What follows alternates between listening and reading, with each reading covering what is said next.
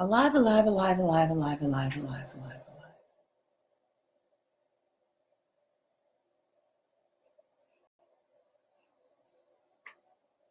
I have to move that cutlery.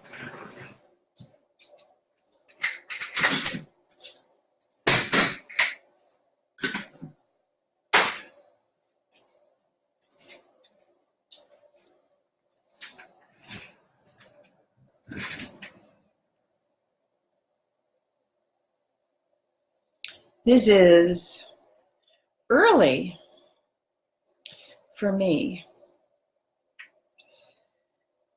to do a live stream, but I wish I had done it earlier. I was woken up at about 4 o'clock with new information. I spent a lot of time, this is the crystal, the youngest, I call it the youngest of Lemurian crystals.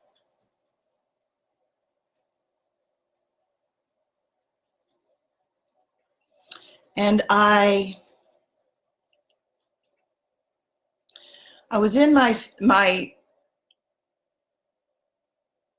salt bath last night, and I didn't take this one in the bath with me because, and sometimes I do take my crystals in the tub with me, or I keep them, I hold them in my hand while I'm underwater, and I do a lot of meditating, etc. But last night the house was silent, relatively silent, but quieter this morning. That's why the transmissions come in easier there at that time. And I was connected to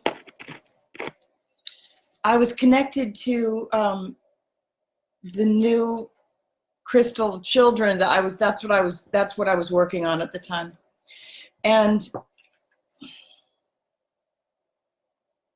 I was trying to get the sequence, the introductory sequence for this one, which I started to get, but I'm not gonna deliver it here yet because there's just not enough of it coming in. I don't have it just yet. I have been having difficulty with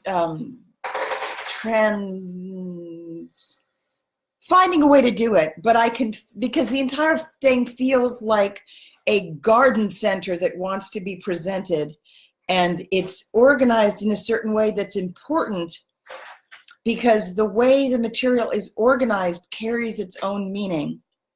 And that's why when we talk about harmonics, it's important to understand. I'm channeling a little bit this one. I've got a real close connection with this one now. And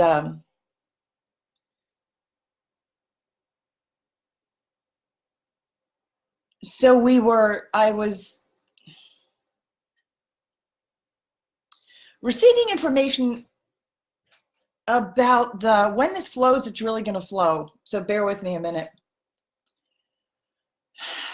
Good morning. It's the 11th.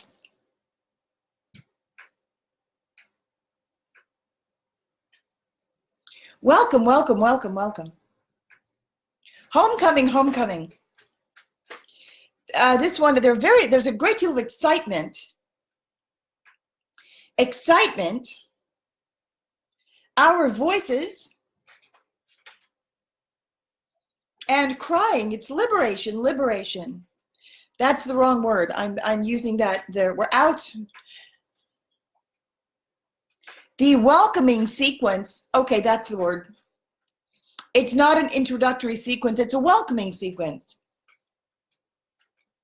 I was referring to it as a name, and they said it's not it wasn't a name. It was an introductory sequence, but it's really, there's even a further refinement where they're saying it's a welcoming sequence. A welcoming sequence, and they are the teachers now. They say it's about time. This one doesn't say it, it's that one. It's about time. They will listen. Not them, meaning you all will listen. I'm switching from channeling to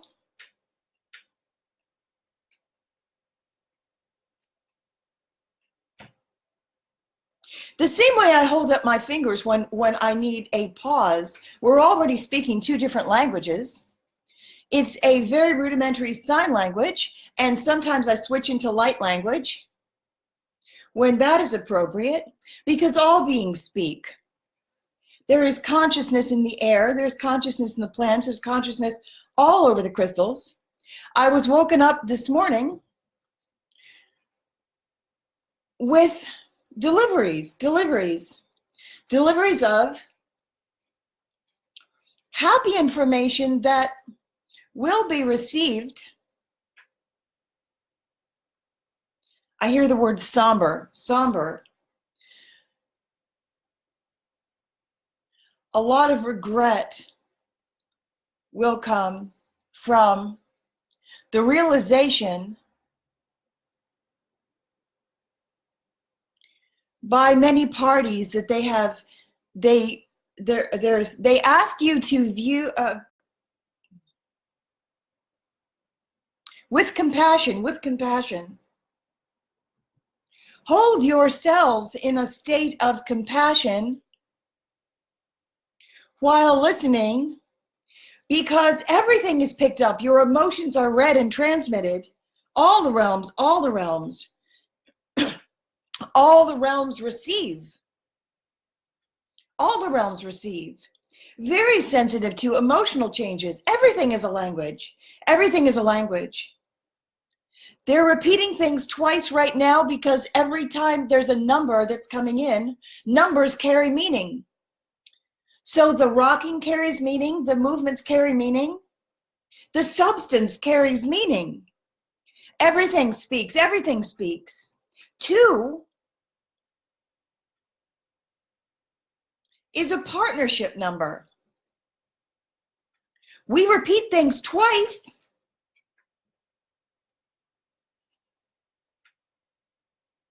This one says, not because you're stupid. This one is a little bit older. This one has a more adult comprehension and it's trying to reach its own demographic of older, somewhat not really cynical. It's not cynical, but it's a little wry. This one interjects with commentary that's designed to reach like an older, somewhat jaded demographic, just a little bit with a joke. It comes in that way. This one is speaking for the group now. Why? Because you are babies too. 2 is the number for partnership. So we repeat things twice because that delivers to you a vibrational harmony. They're trying to, and then I'm going to go back and forth and try to translate things in pieces. Yes. The merger, the migration is going in 2 directions. Many are flooding out of a compressed, less information wasn't moving.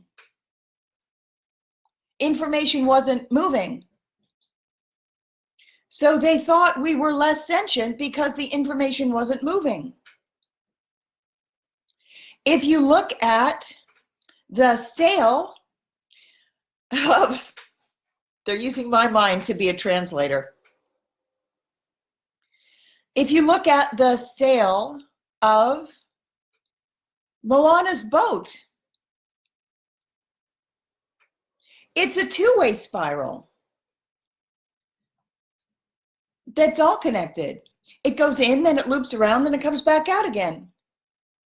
This is with intent. If you haven't watched that movie, definitely go watch that movie. Watch it through the eyes of symbolism. The earth wakes, the earth wakes. We wake, we come. We wake. We are here. Water is the crystalline kingdom connectivity, consciousness that connects all beings, all beings, all beings. There is an idea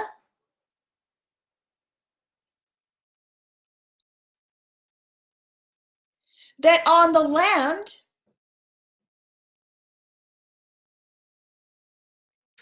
that we are divided from the water. No, no, no, no, no, no, no, no. Silly, silly, silly.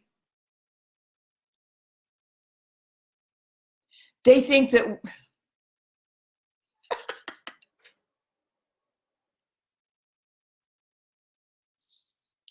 they have been waiting very patiently for us to get a clue. They say, wake up, wake up.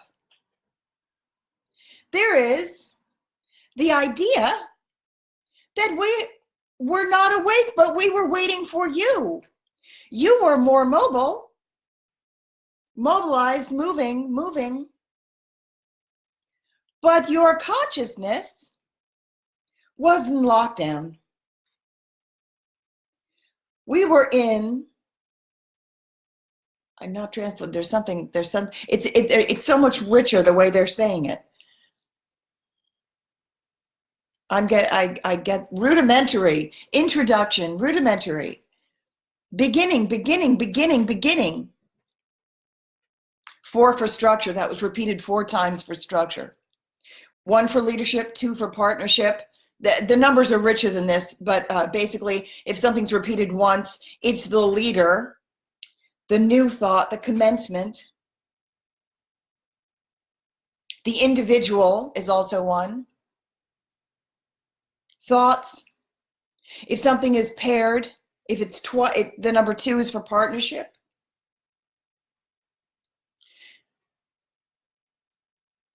That's why if you have like a twin flame that's 11, a master number, that's a divine partnership of 2 leaders. It's a partnership between 2 individuals. We want to commence our dialogue, conversation, communion, conversation, communication, merging many systems, change from one to the other. All must be brought in and unified. New understanding, light. 3 is a catalyst for change. Anytime something is repeated 3 times, there's a movement that's inherent in the number. 4 will bring in a structure, and it's informative about, it's all informative. There's a stabilization at 4. A coming into form. An equalization of energy that takes place at 4. So that at 5, the actual change occurs. 3 will be the catalyzation, 4 will be the coming into form so that something will change at 5. 6 provides a partnership number. 6 is a partnership number that is if you look at the way, if you presented 6 in a way that was 2 columns of 3, the way you present things absolutely matters. The geometry, whether something is presented in a way that's visual,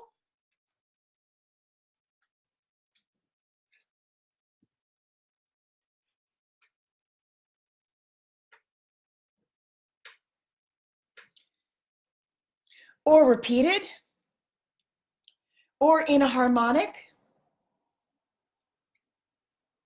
The presentation matters because it carries meaning. If something is presented in a numerological way, it has a different quality and character that has meaning.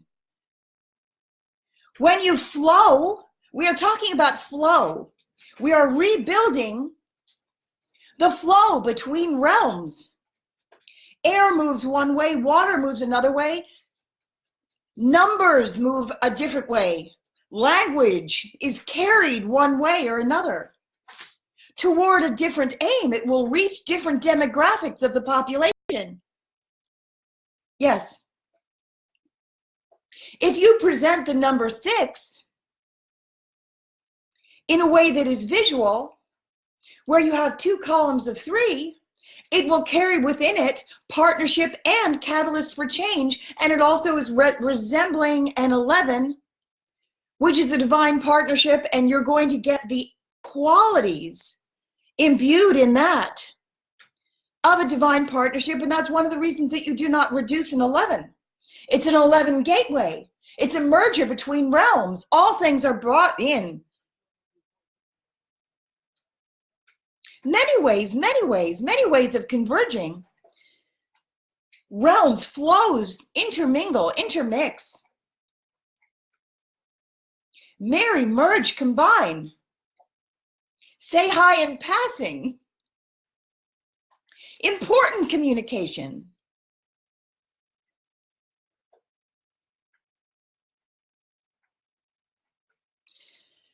I'm aware that I need a different background venue, something, a larger screen, something where I can move better, because there's more information that's going to come in through movements is coming in, and I'm not sure you can aware. I'm feeling tightened, restricted, but also simultaneously in certain ways I'm connecting with certain things that are liberating. The flow is just beginning. They tell me to be patient, like they are. They've been very, very patient. All languages speak. All languages speak. Now is a time of great celebration. They say, wonderful, wonderful. This one is saying, wonderful. Everything moves. But many of us have what appeared to be stasis was merely a movement that was slower than some could recognize. There is a flow where not everything comes into a lockdown, wrong word, stabilizing frequency at the same time.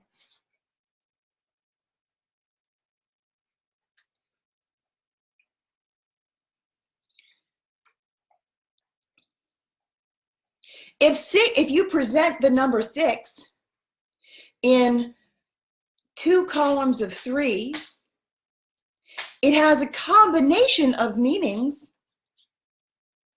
And then 7 is the number for spiritual divine guidance. I mean, follow that path. It comes after the 6. So 6 also makes the 11 gateway, if you present it that way. 6 can divide, or it can provide the 11 gateway. A lot of energies combine at 6. Informational streams combine at 6. If we're talking about a sequence of, if we're talking about individual qualities of individual numbers. So 7, after 6 comes 7, and then every time you find a 7, it's a way of, it's basically, how do I say this? I started to say it's spirit telling you to move, that yes, you're on the right path, that's the right direction. Well done, that's the right direction. 2 also has a little bit of that quality. because two can be, it's a partnership, and it could be a partnership about spirit. So if you're trying, if you, for example, if you look at the way all numbers are divided or can be reorganized, if 5 is change and you add 2 to that, it's a partnership, it's a change of partnership with spirit that is leading you in the correct direction. So if you see a 7, that is saying, well done, you're on the right path, you're on the right path.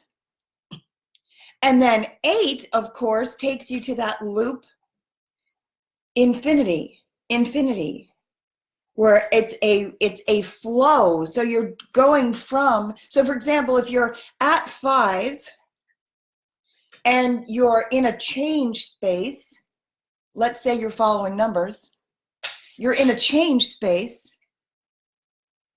at 5 and you're wondering which direction to take, you want to head toward a 7. In order to do that, you need to pass through 6. When you've done it, you get the 7, which is basically a nod from heaven that says, yes, you did that. And that will take you, provided, because you've gotten on that path, the correct path towards 7, that will take you to the 8, which is a flow between the physical and the realm above that flows. You're that's saying, yes, you're in the flow of things. And then 9, so that's where the abundance comes from. Sometimes we think of 8 also is the abundance number. And then 9 is where a change will be complete. That's a completion. 0 is all things God source. It has great peace to it. 0 point is where it's a sacred void where one is held. And God exists equally all around. There's much less movement there, but it's a reset as well. And once the idea is commenced, that will give you your direction. So that takes us back to the 1. So when we read number sequences, when we see number sequences, pay attention. Not random. Nothing's random. Bird calls aren't random. Information is delivered. Pay attention. Wake up. Pay attention to the qualities. Hi. Did you want to speak? Do you have something to say? Yeah. One moment. I know you're here. Nothing is random. I'm going to dust this off for a second. 1 second. Nothing is random. Nothing is random. Birdsong is not random. Pay attention. Information is very sophisticated. Very sophisticated. Languages of repetition. The number of leaves that grow. We all speak with one another. We all know.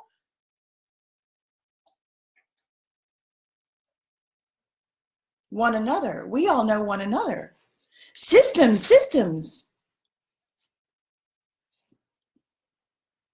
She's back.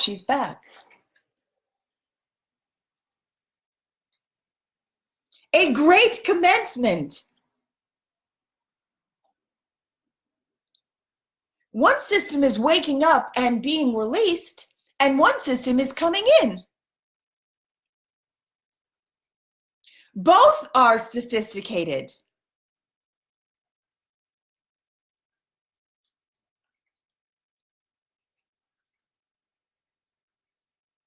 Realms converge. There is magic in each. Talk about the water. Talk about the water. Water is liquid crystal. It's like the newspaper, says this one. It's like the newspaper.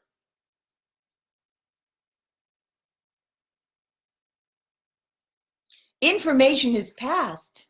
delivered, transmitted, wandering through, in passing. We pick up the information that we need. Hair grows. Hair grows, hair is antenna. Hair is antenna. Some of us have fur. If you want to know how we do it like that. We gather information. We're not stupid. We're not less than beings. We have a sophisticated communication system. Yes.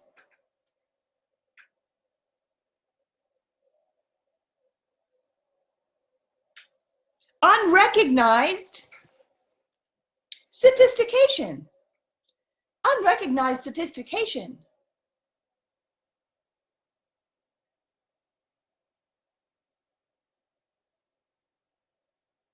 There is a digital communication.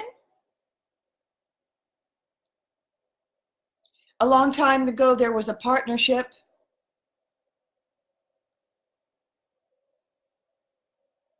We do it a different way. Some still have the ability to bridge the realms of space and earth. There is, hang on, merging realms. When the flow is back connected, flowing properly, all will be understood much faster, much faster.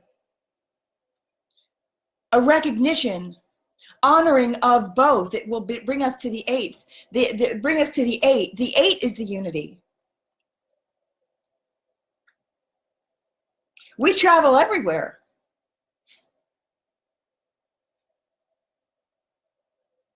This one likes to be held very much. Recognition. This one.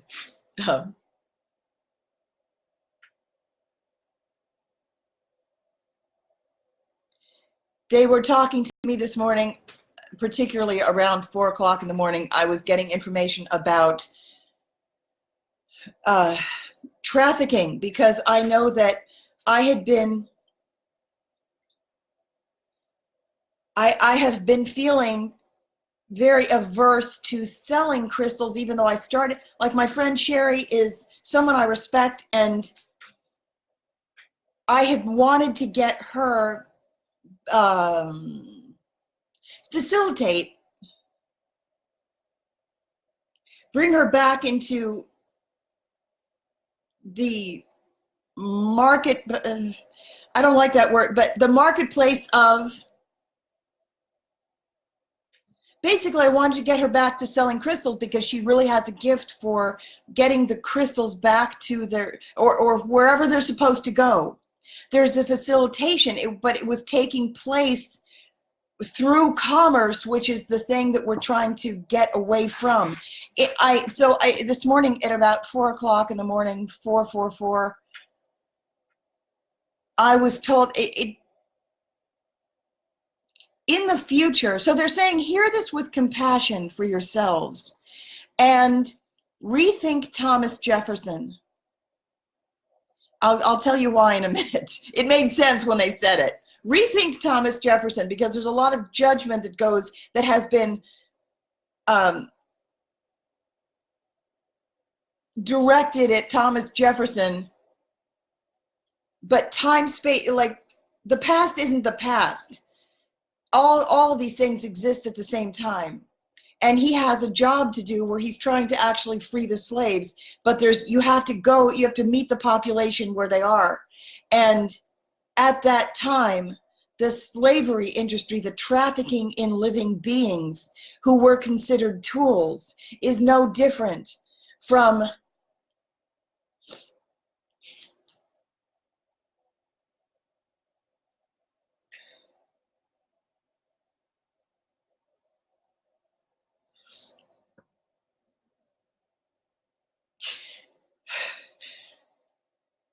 someday this will be looked on as being as primitive, where you go in and you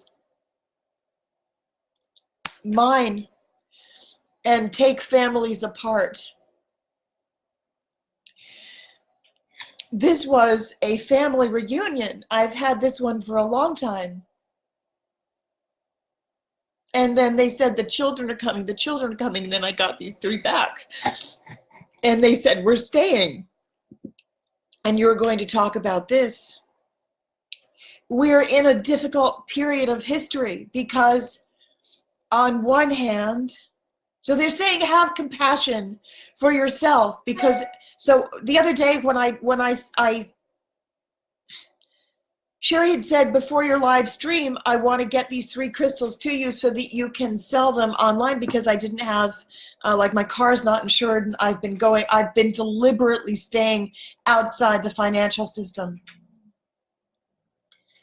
My energy is so generative, and it just picks up, and I know that everything I touch multiplies enormously because of the number of beings that I carry, and we focus that energy, and I didn't want to touch the financial system or anything that has to do with bondage or is limited to any traditional system, because if I touch that, with the exception of sacred marriage, oddly enough, that's like it seems to be an exception. Even though I'm not married, but maybe that's what I don't know. That just seems to be an exception. There's a I don't know. It's a different topic, but they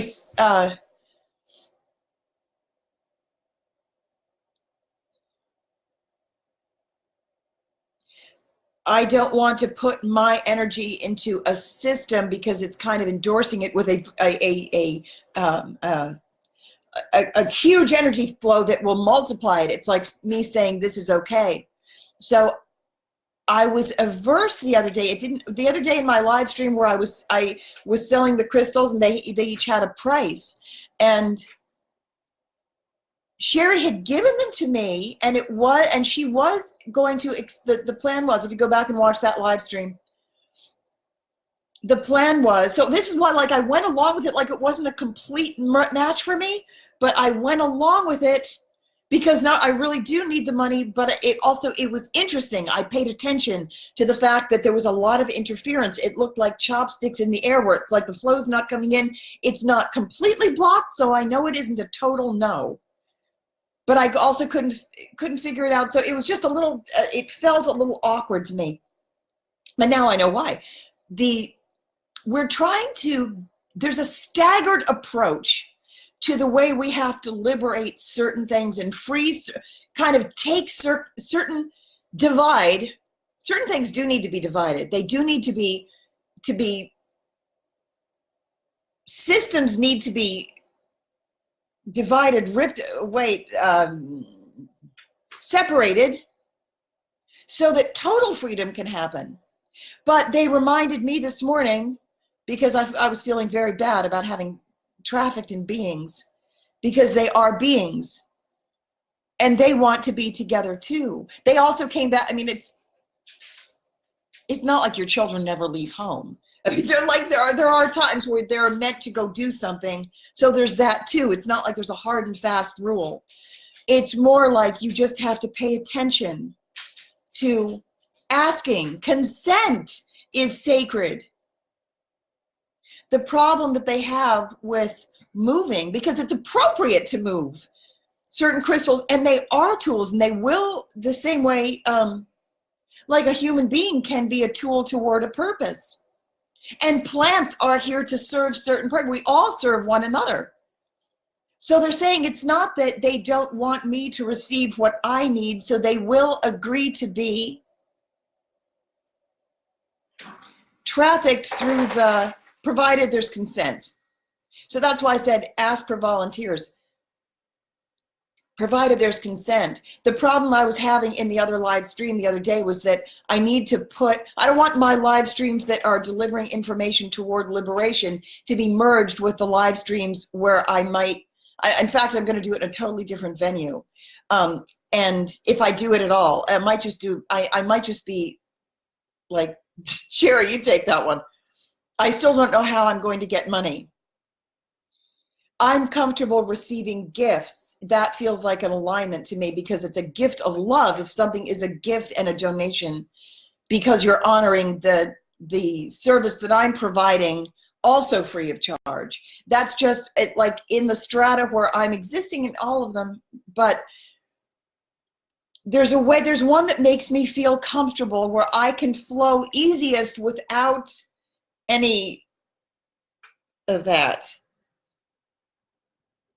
But that system still is in place for a reason, and crystals do have to get to the appropriate people who are using them, who are using them well with reverence. And it was beginning to, it felt a little bit like an adoption site, I'm sorry, I've got about 15 different streams going, and they were telling me this morning about like a slave auction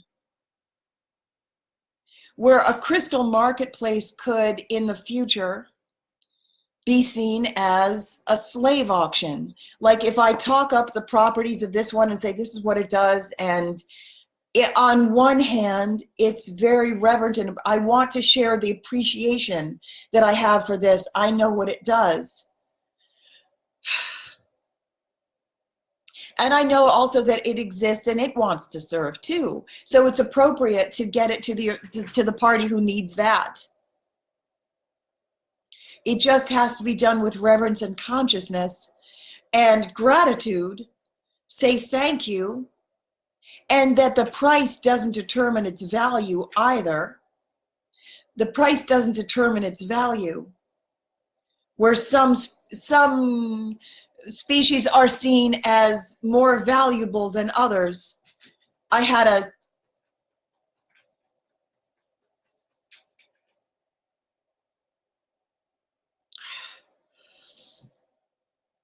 an experience of going to an aquarium once.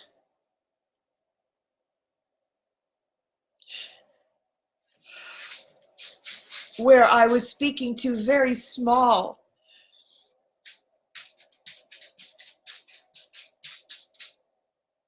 little gray fish, very kind of nondescript fish that were in the tank with a specimen species. It was something, I don't remember what it was.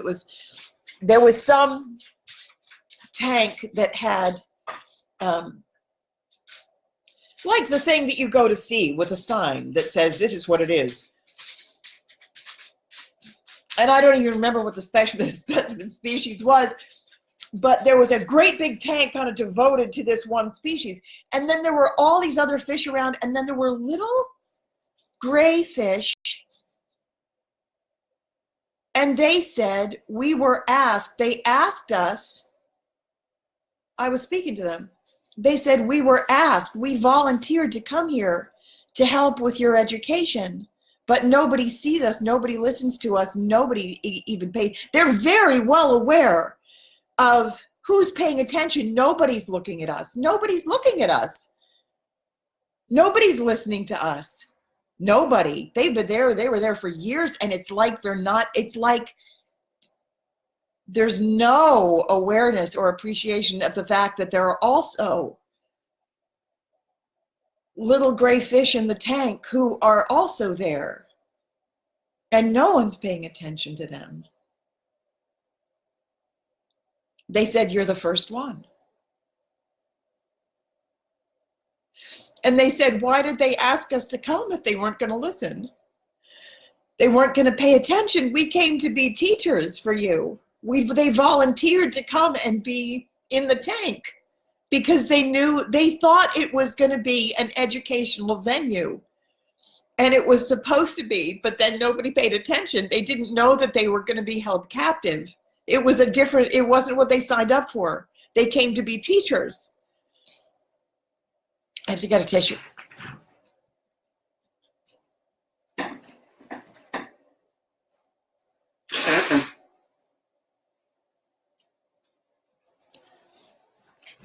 I never forgot that. It bothered me. So this morning, we were talking about the slave market. That someday this will be understood as being no different from a slave auction, the way they used to have it in your history, our history, because we're all one. They know that. Everything flows, and there is no time. And the way we talk about Thomas Jefferson or people like that, the way to find compassion, that being the entire point, is to stop vilifying figures through history that we look on as being very primitive. And so are you, because there's also a future. The future is also now. There are those who look at you, that's the wrong word, who look at here, because we're talking about space and time and they're interchangeable. This place, this juncture, is no different. We are coming out of isolation, out of the idea, moving away from the idea, the conception of separateness. No different, no different. Thomas Jefferson loved his slaves. They were his family. Love, love, love, love, love, love, love, love, love, love, love. The same way you collect crystals and take them with you wherever you go. He was planted as an inception to free that population. And to do that, he had to go meet that where it was. So they say, stop yelling. Not me yelling, but stop criticizing him because he slept with his slave. He loved her. I sleep with this one. I do. I sleep with this one in the bed a lot. I've been snuggling up to this one for years. And it called me from the case. And my friend Zoya bought this one for me 20 years ago because I was penniless, basically. I love this one. This one is kind of the parental unit that these were trying to get back to, but they were seated and separate for a reason. This time it was an orchestration. This time in history, this time in the juncture, at this location, in what you call time, we are coming back together again. It's a family reunion. A family reunion. So these are carrying information that is somewhat digital also. Numbers, numerological information, repetition, repetition, tones, sequences, harmonics, harmonics.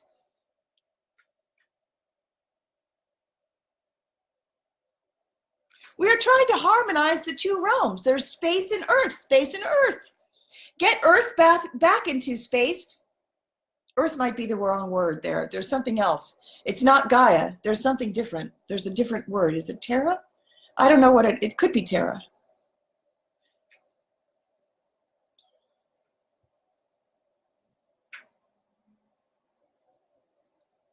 Information coming back alive. Listen to the water. Listen to the water. The water connects. Connects all of us. They're saying restored harmonics. Act with reverence. Act with reverence. Oh, this is fascinating. They say when you pollute your oceans with plastic or something artificial, it's the same as fake news. The water is the newspaper. The water flows and picks up information as it goes, and it delivers it to all sorts of all beings. The information can't get through cleanly. Polluted data. And sometimes they have a difficult time discerning too, sometimes what, it's interfering with the flow of correct light information getting through to the rest of the beings. Water pollution exists on many different levels. There's the water pollution that is tangible, like putting fluoride in the water. That's a big one too. So putting fluoride in the water, when you put fluoride in the water to damage the human pineal gland, calcify it, crystallize it, it becomes calcified with crystals, corrupting the realms, displacement, where crystals are not supposed to be there. It's the crystalline energy of the water has to go someplace. So if the crystalline aspect of the water is corrupted by fluoride and it's damaged, and there's a rerouting of information, rerouting of energy, that crystalline, the corruption is going to go. That's because every force evolves a form. So the reason that we get crystal, I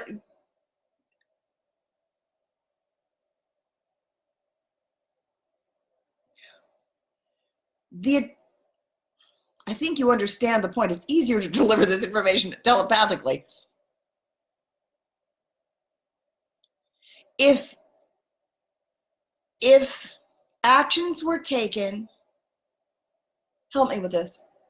If actions were taken by humans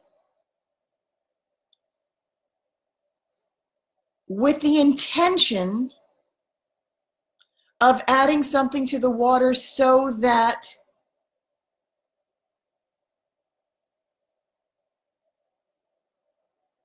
to interfere with consciousness, there's a reason that's black magic, and there's a reason it took that form. It calcifies the pineal gland with crystals because you interfered with the consciousness of the water. And so there's a reversal. So the water is acting when you it's not that it's not revenge, it's just the form that it's going to take.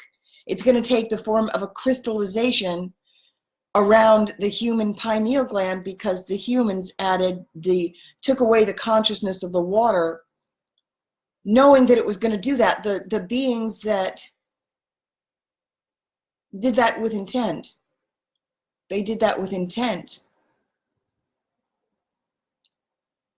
When you stop doing that. Take the fluoride out of the water. The oceans, that's interesting. The oceans will begin to clean up themselves. We still have to get the plastic out. That's not what I'm saying. But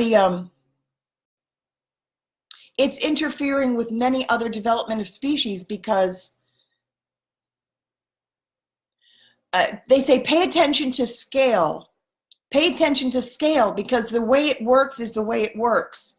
They say the way what is going into the ocean is the way the energy is also, it's affecting everything that way. Like there are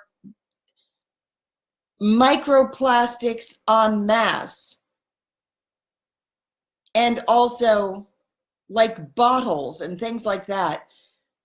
Trash going, it's a merging of systems.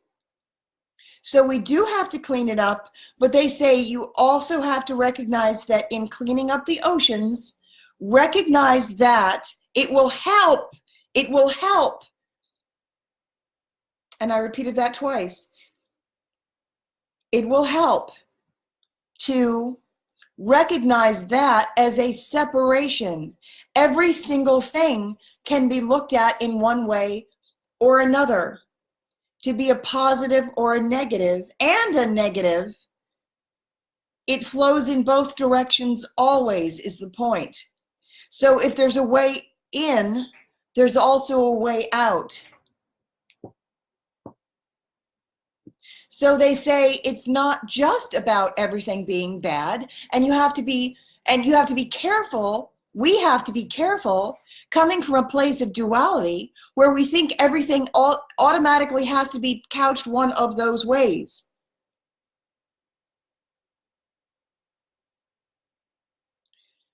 Should we be cleaning up the oceans? Yes. On the other hand, for a time, it has also helped to energetically merge systems. All people have to change their minds. All people have to change. All people have to step out of their comfort zones. There's a tendency for the environmentalists to look down on those who don't, those who they consider to be the other ones. There are certain things that were allowed to take place by divine orchestration. I can say from my personal experience, I know this is true, that we allowed certain things on the Council of Balance to take place that in the lower levels, they would absolutely be considered bad, but it does something that is actually going to affect the mass migration so that it actually gets people out way, way, way faster with far less trauma. The pollution of the ocean being one of them. Why? Because we're trying to get the energy of systems. You can approach it one way or you can approach it the other. If one way that's maybe preferred isn't working, you can go in and get out. We're trying for flow, right? We're trying for flow. So you can go into a system and bust your way out of it at the same time that another system is trying to bust its way in. Like we think of God trying to get into the planet. The same way nature is trying to be restored. What we're after is the 8. We're after the 8 for flow. So the whole idea, it's not that we want the waters to be polluted. Of course not. We would like them to be free and everything's flowing freely. But in order to do that, there's a particular juncture where people have to wake up, and it has to become such an emergency that they are willing to change the system. The same is absolutely true of the Trump administration, I might add. You develop a compressed, sleepy population who won't take action, won't take action, won't take action. There's a complacency that someone else will take care of it, someone else will take care of it, and it's remember how I said there's a reconceptualization of the cross, where half you leave to God, you leave an opening so that those above you can come in. You have to, they move on space. So you need to allow them room to cooperate. And then you take physical action, because the whole goal is the center, and you maintain that balance in the middle and then the horizontal piece of the cross, if we're reconceptualizing it, is the balance of masculine and feminine. The right side being the masculine, the left side being the feminine. Balance of giving and receiving. And then we all carry, each one of us carries masculine and feminine energy in equal balance. It is our job to make ourselves the 11 so that each one of us can go up through the 11 gateway. But that's happening for different groups, and it's happening for the whole idea of mass migration is that you have to get people to go up and understand what they can control, their own portion of the ascension process, and also groups that they are responsible for being a wise steward of, and then larger groups, and there are larger systems that are cooperating the same way. And then there's a merger of, there's the other 11 and 8 dynamic is really an 88, is where you've got the entire realm of the cosmos coming in and being made manifest into a physical form. And we do our part. There's a juncture where we're trying to merge and restore flow. We're trying to restore flow. So pay attention to this. So before we go into bashing those who pollute the water, like, think about it, like big corporations, big social institutions, on the Council of Balance, what we were trying to do, it still exists in certain places and it's gone in others. We're trying to get the energies to merge, remerge. We have to, so all of that is going to, it can't do anything else. If you're trying to merge systems, taking something that's tangible from a physical corporation run by humans, if you're trying to merge these energies, not all demographics can get to that place by way of your position. In other words, you can't take somebody you have to love your brethren enough to meet them where they are. How are you going to get to them becomes the real question. If you love your brother and your brother is the CEO of Nestle, let's say, I don't know who that is, but let's just say that it's the CEO of some big corporation, it's very, very easy to vilify that person who we know is in like one of the most trapped, because they're bogged down by, they've got this massive belief structure system where they've been, and they're usually carrying a large population of people that they consider themselves responsible for, but not in a way that nature would consider cooperative. But they believe it to be cooperative. We're going to take care of our shareholders, make them the most money because they think that that's wealth. It's wealth to them. It's true for them. They think they're doing something good. We don't consider it good, but if you're actually trying for peace, you have to merge the largest of the systems. So if you think of the physical and the flowing, you think of space as moving, and higher dimensions have moved very, very quickly, and there's all of this flow, and we're trying to get it down to something, into something that is rigid and packed and coagulates and holds on to, or is trapped. Those who are most trapped, who have been most trapped in the third dimensional system, are those typically who have the most stuff, who have the most stature, who are most trapped by ego, structures that the ego prefers because it views it as safety.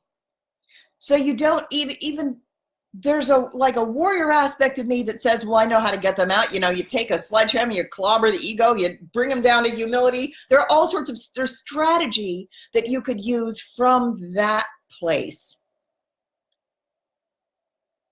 You would have to go into ego, into a place of conflict. And sometimes you want to do that. And really what you're doing, you're fighting on all fronts, or you're harmonizing, you're freeing it. You have to use all your tools. There are some things like this planet who have been so compressed, so imprisoned, that you really did need to work on every single possible level for liberation. And then you're going to restructure it so that it's flowing. But in order to get the flow, certain things were allowed to happen, because it was actually surprising to know that we're trying to get huge groups of people to move. They change their position. To get them out of conflict, you can't be in a rigidly held belief system, no matter what it is. And that goes for everybody. So just the same way, everybody must lift. Everybody must step out of their comfort zone. So wherever your comfort zone, everybody thinks they're right. And I feel like we are right. So I said yesterday, I was laughing at myself, like how strongly can I adhere to a belief? How strongly can I adhere to an opinion? I have some pretty strong opinions. I don't really want to let them go. I like my opinions before it becomes a judgment. How strongly can I hold this opinion before it becomes a judgment? It's just something to watch, because so all I'm saying is walk in question when,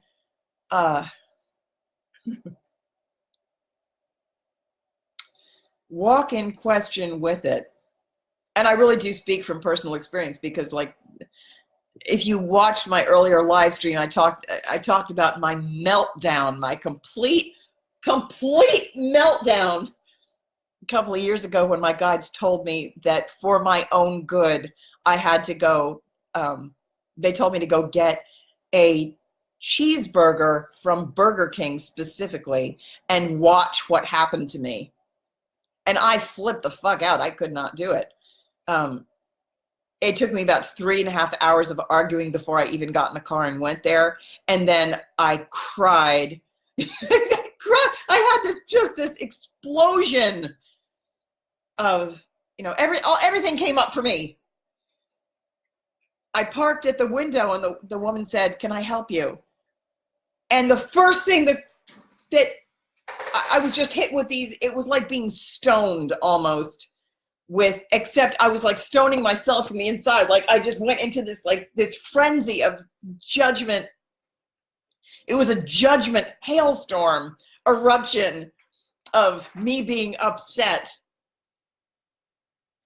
And they're like, well, here you are thinking you're the spiritual warrior, but you go into freak out mode when you can't even order a cheeseburger in peace. They also told me I had to eat half of it. And it was like sticking my finger in a socket. I just couldn't take it.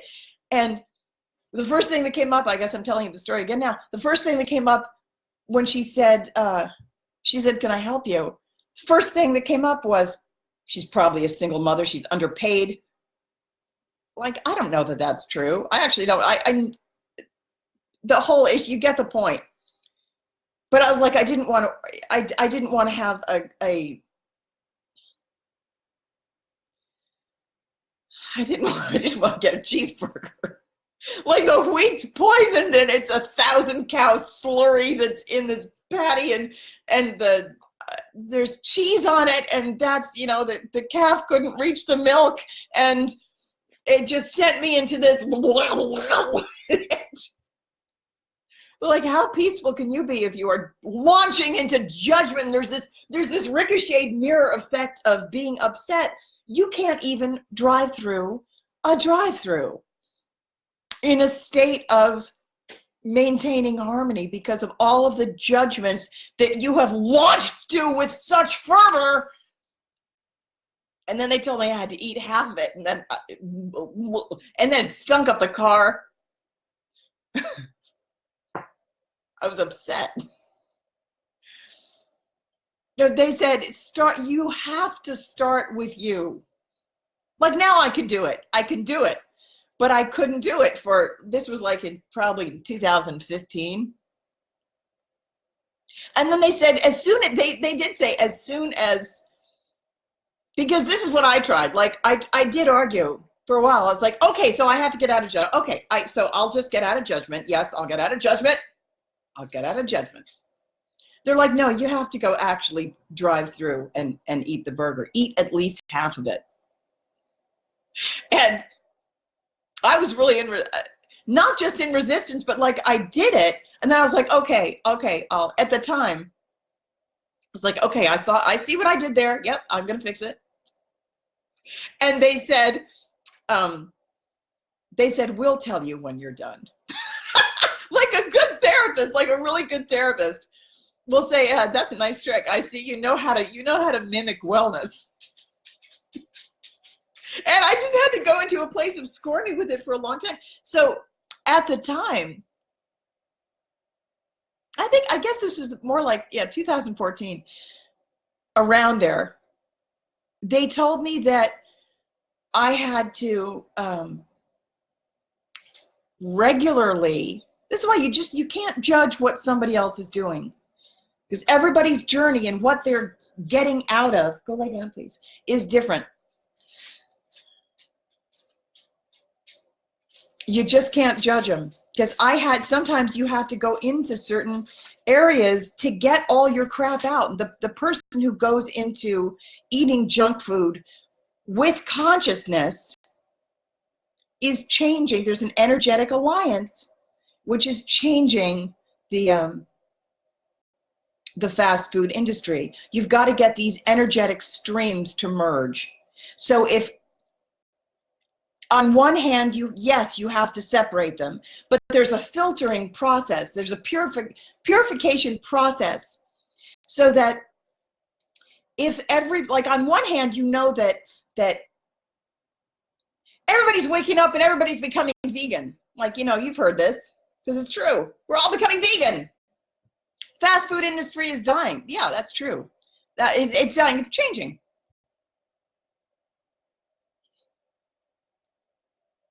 But if everybody leaves, it actually does leave people stuck. We need to still get circulation of high level energy, high vibrational energy into the old systems, because we still got a lot of people in there. We still have a lot of people in there. The systems themselves need to be changed. That's why I'm saying you can keep the idea of fast food. So many of us wished it would be healthy. We want the corruption to leave the systems. We don't, doesn't mean we have to go back and live in a tent in the woods, although some of us would like that. But there are many people who want to keep, the idea of cities, and they want to keep the idea of convenience food while you're driving. And we need many, in order to get the systems to merge, they have to actually touch. So what's happening on a large scale is happening on a smaller scale too. So when you for example, if you see something like pollution in the oceans, if you, from the position of being a high vibrational being who's in a creative space, who actually does that, you have to actually turn your mind around too. You can't just say that everybody else has to change to suit you. You have to do a part of being the leader, which you are. It's part of spiritual maturity, is taking more responsibility and saying, okay, you don't have to lift this by yourself. I will help you. I'm going to go and touch the thing that I find most nasty.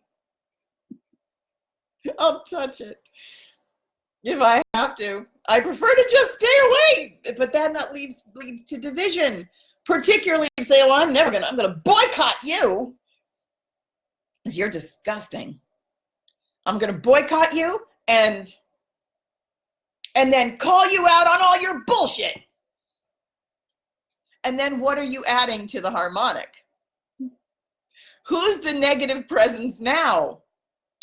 Those who are in lower frequencies don't have creative ability. They have their ability is limited to the way they respond. Those who are in a high level creative space, they have the actual creative ability. So because they're changing the energy that is going to be brought down into a form in the toroidal field. So when you're in a high vibrational, highfalutin creative space and you are beginning to understand harmonics and the way things work, the way, you know, save the bees and love the plants and talk to the animals. Okay, so watch your talk really, really carefully, because if you're anti the establishment, she said,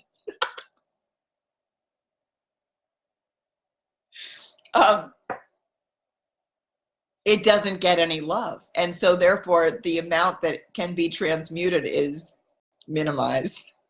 Or you're actively adding blame and darkness to the system. If you hate the system, you're producing hate and you're adding it into the system. So it's getting darker. So if you really want to transmute a dark system into light, you have to actually be the light and love the poopy diaper. There's probably a better way to say that, but I do know that I'm a big culprit here, because man, particularly with social justice, like I just gotta you asked for the beef and I got it. I got a big beef.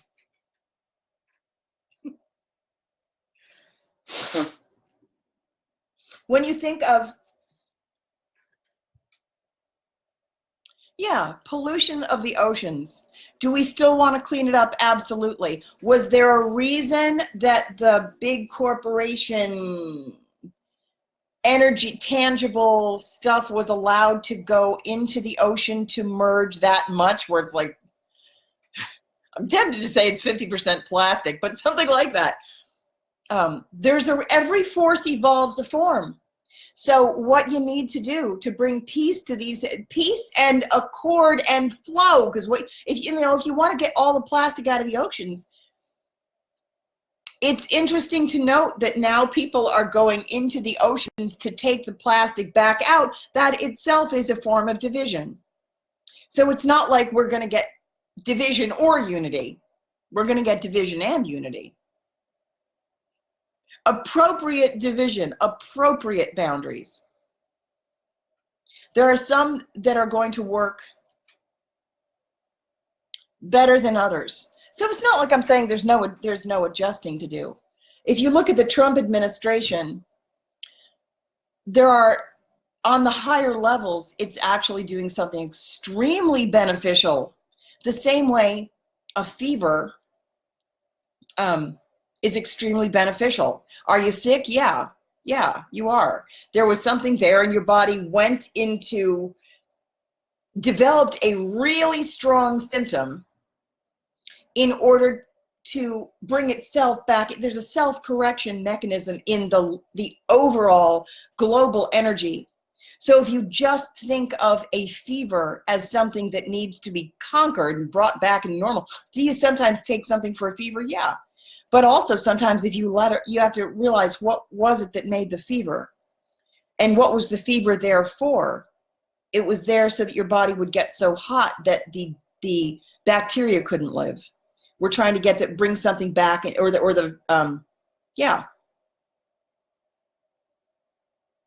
There's a self-correction, a homeostasis. And the earth, all things know the way this works. So what was, back to human trafficking, the selling of crystals. I'm going to keep, I'm not sure exactly what I'm doing. I know that I'm an interpreter and I'm going to be talking for them a lot, but they were working with me, with my own resistance.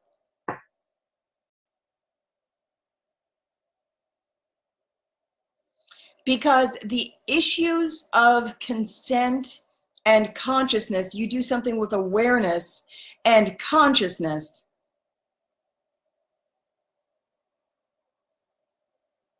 It changes everything. I was kind of observing. I was observing my own whatever I don't have a word for that. Whatever the thing is where you're like, oh God, Can't get around this squirmy issue. All my life I've been around hoarders, and I'm not really, but both my parents were hoarders. My mother was an incredible hoarder. They're the kind, like the kind you would see on television. She would go and collect garbage, actual trash from the dump, and bring it home in truckloads, carloads. And because we were so poor, that she would go and get containers to put on the shelves so it looked like we had groceries and things like that. There was a lot of real disturbance and lack of health. And my father, on the other hand, was on the other coast in California, and both were artists. My father was more an artist. My mother was an artist early on, but she was squelched by the establishment, so she stopped creating anything. And my father was like big and famous and lives in Hollywood, and an artiste and a frame designer for museums around the world. He would design the frames. He didn't design frames for museums and like really big names. Like he framed everything in the Hard Rock Cafe, and there's a way you present things, and it's like the total opposite. And all my life I've had these two real extremes. And I would go back from one home to another. I spent most of my time with my mother, but I would go visit my father in East Hollywood. And the existence, like when in East Hollywood, where I went to camp in Beverly Hills, and all of my friends there had millions of dollars. And then I was living in a house in Shokan where it was in the woods, and we didn't have electricity or plumbing for years. No electricity, no plumbing. And I was pulling food out of garbage cans every day at Onteora and bringing home food for my younger brother and sister to eat for dinner. Merging. So now, no, like that sucked. That's not what I'm telling you. I'm telling you because my whole life path is about bridging differences, of merging extremes. So like in the center, in the center, you got to figure a way to reconcile these things. And I know that I'm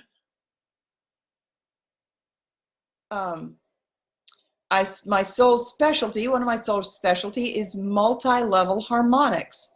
So we're trying to get things to go together and merge that don't really go together and merge naturally. They're really in disparate bandwidths. There's a way to get through. And I have said that it's the belief barrier is one of the hardest things to get through, because people keep responding the same way.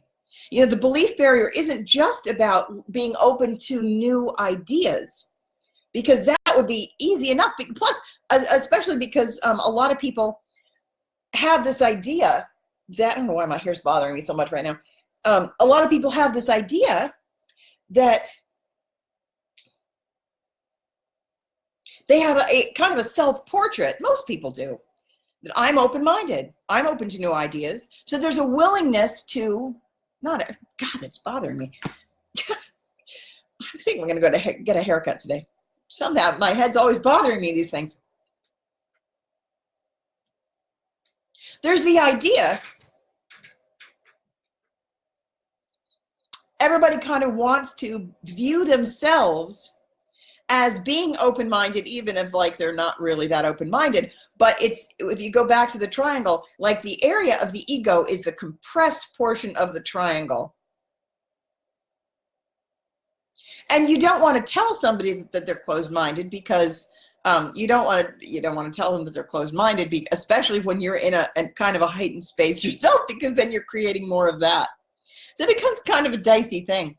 You have to get them to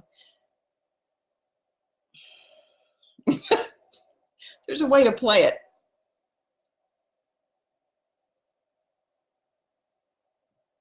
I had a train of thought and I lost it for a second. Just a minute.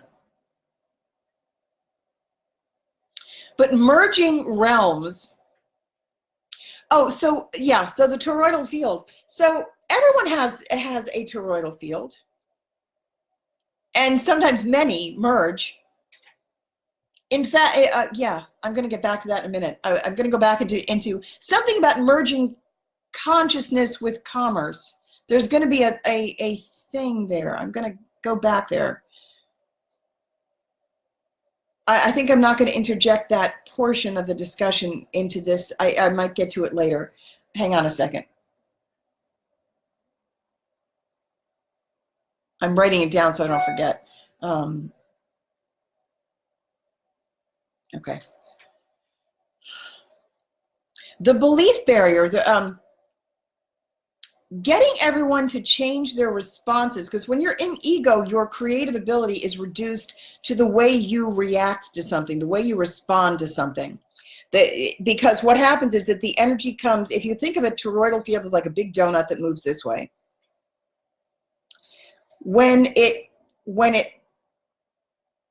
the place where we can adjust, oh wait, is that true? Okay, no, that's flipped also. So in higher dimensions, we will make changes to, like, this is radically reduced, but let's say that there's a tube, it runs through me. So it's like I bring it through my heart center. And when it gets to my heart, that's the creative space. So energetic adjustments that we make by our reactions, and then it comes down into form. The same way you feel like babies are birthed. We don't birth babies through our mouths or our heads. It doesn't go up this way. The babies come out, the creation comes out into physicality beneath your heart. So it goes that direction. And then the way you respond will produce changes in the energetic flow. It will produce elements it will change the energy so that so if you think about the toroidal field, it's like a big donut that's rotating in, if you're not familiar. It's going around this way, and here in the center is the person. It's kind of like a butterfly. So it's going around this way, and if there's and it will stretch out into the world, and it will gather information, and you'll pick up like current events, and you'll pick up your environment. You'll pick up information from your environment, and politics, your social circle, all the things that you've been manifesting, the things that you want for yourself. They're in your consciousness, and they begin to hit, like, I need a diagram or something. They begin to hit like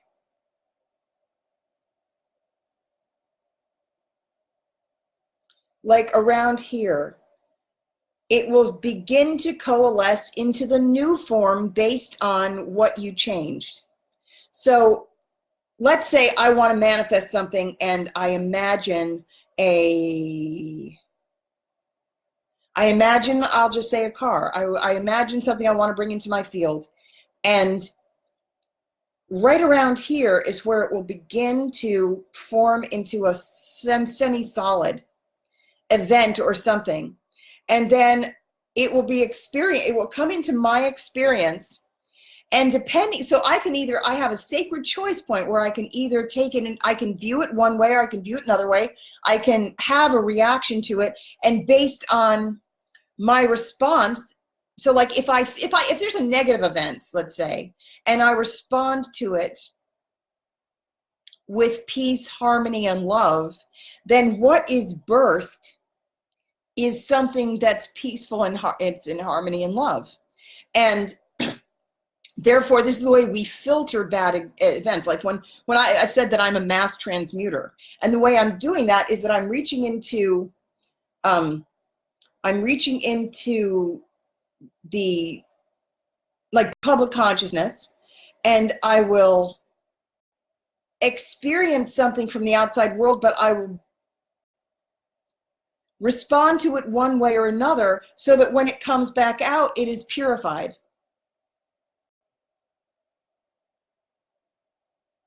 you have to choose your reaction, choose your response, the direction that it's headed.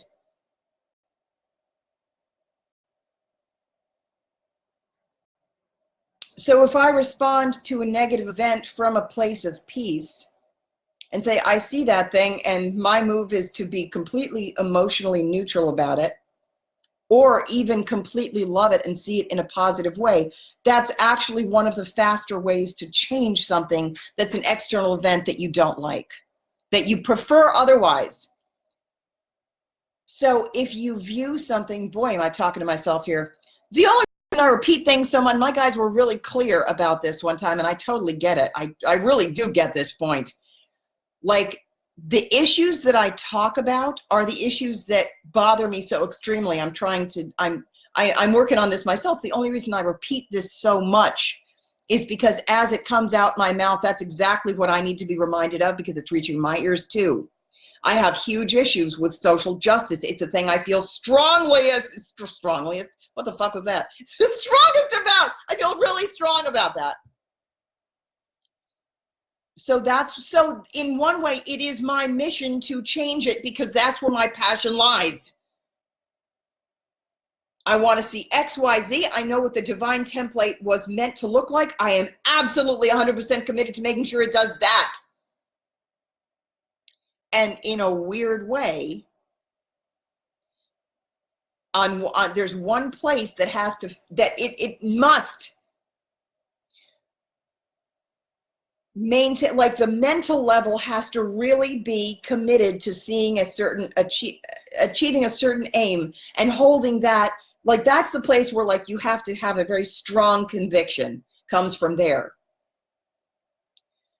And it's weird. It's one of those divine paradoxes, because when you birth something, you have to love it. You have to love the way you see it. Love the ideal. Love the ideal. Love the ideal. Tip yourself toward looking at the ideal. Love the ideal. Love the ideal. Don't kid yourself that the problem's not there. But every time you see it,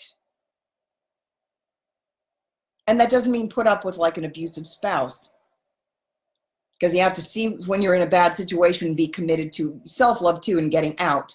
So it's not like, oh, he's got this problem, but I'm going to stay and I'm going to see him as perfect even though he does X, Y, Z.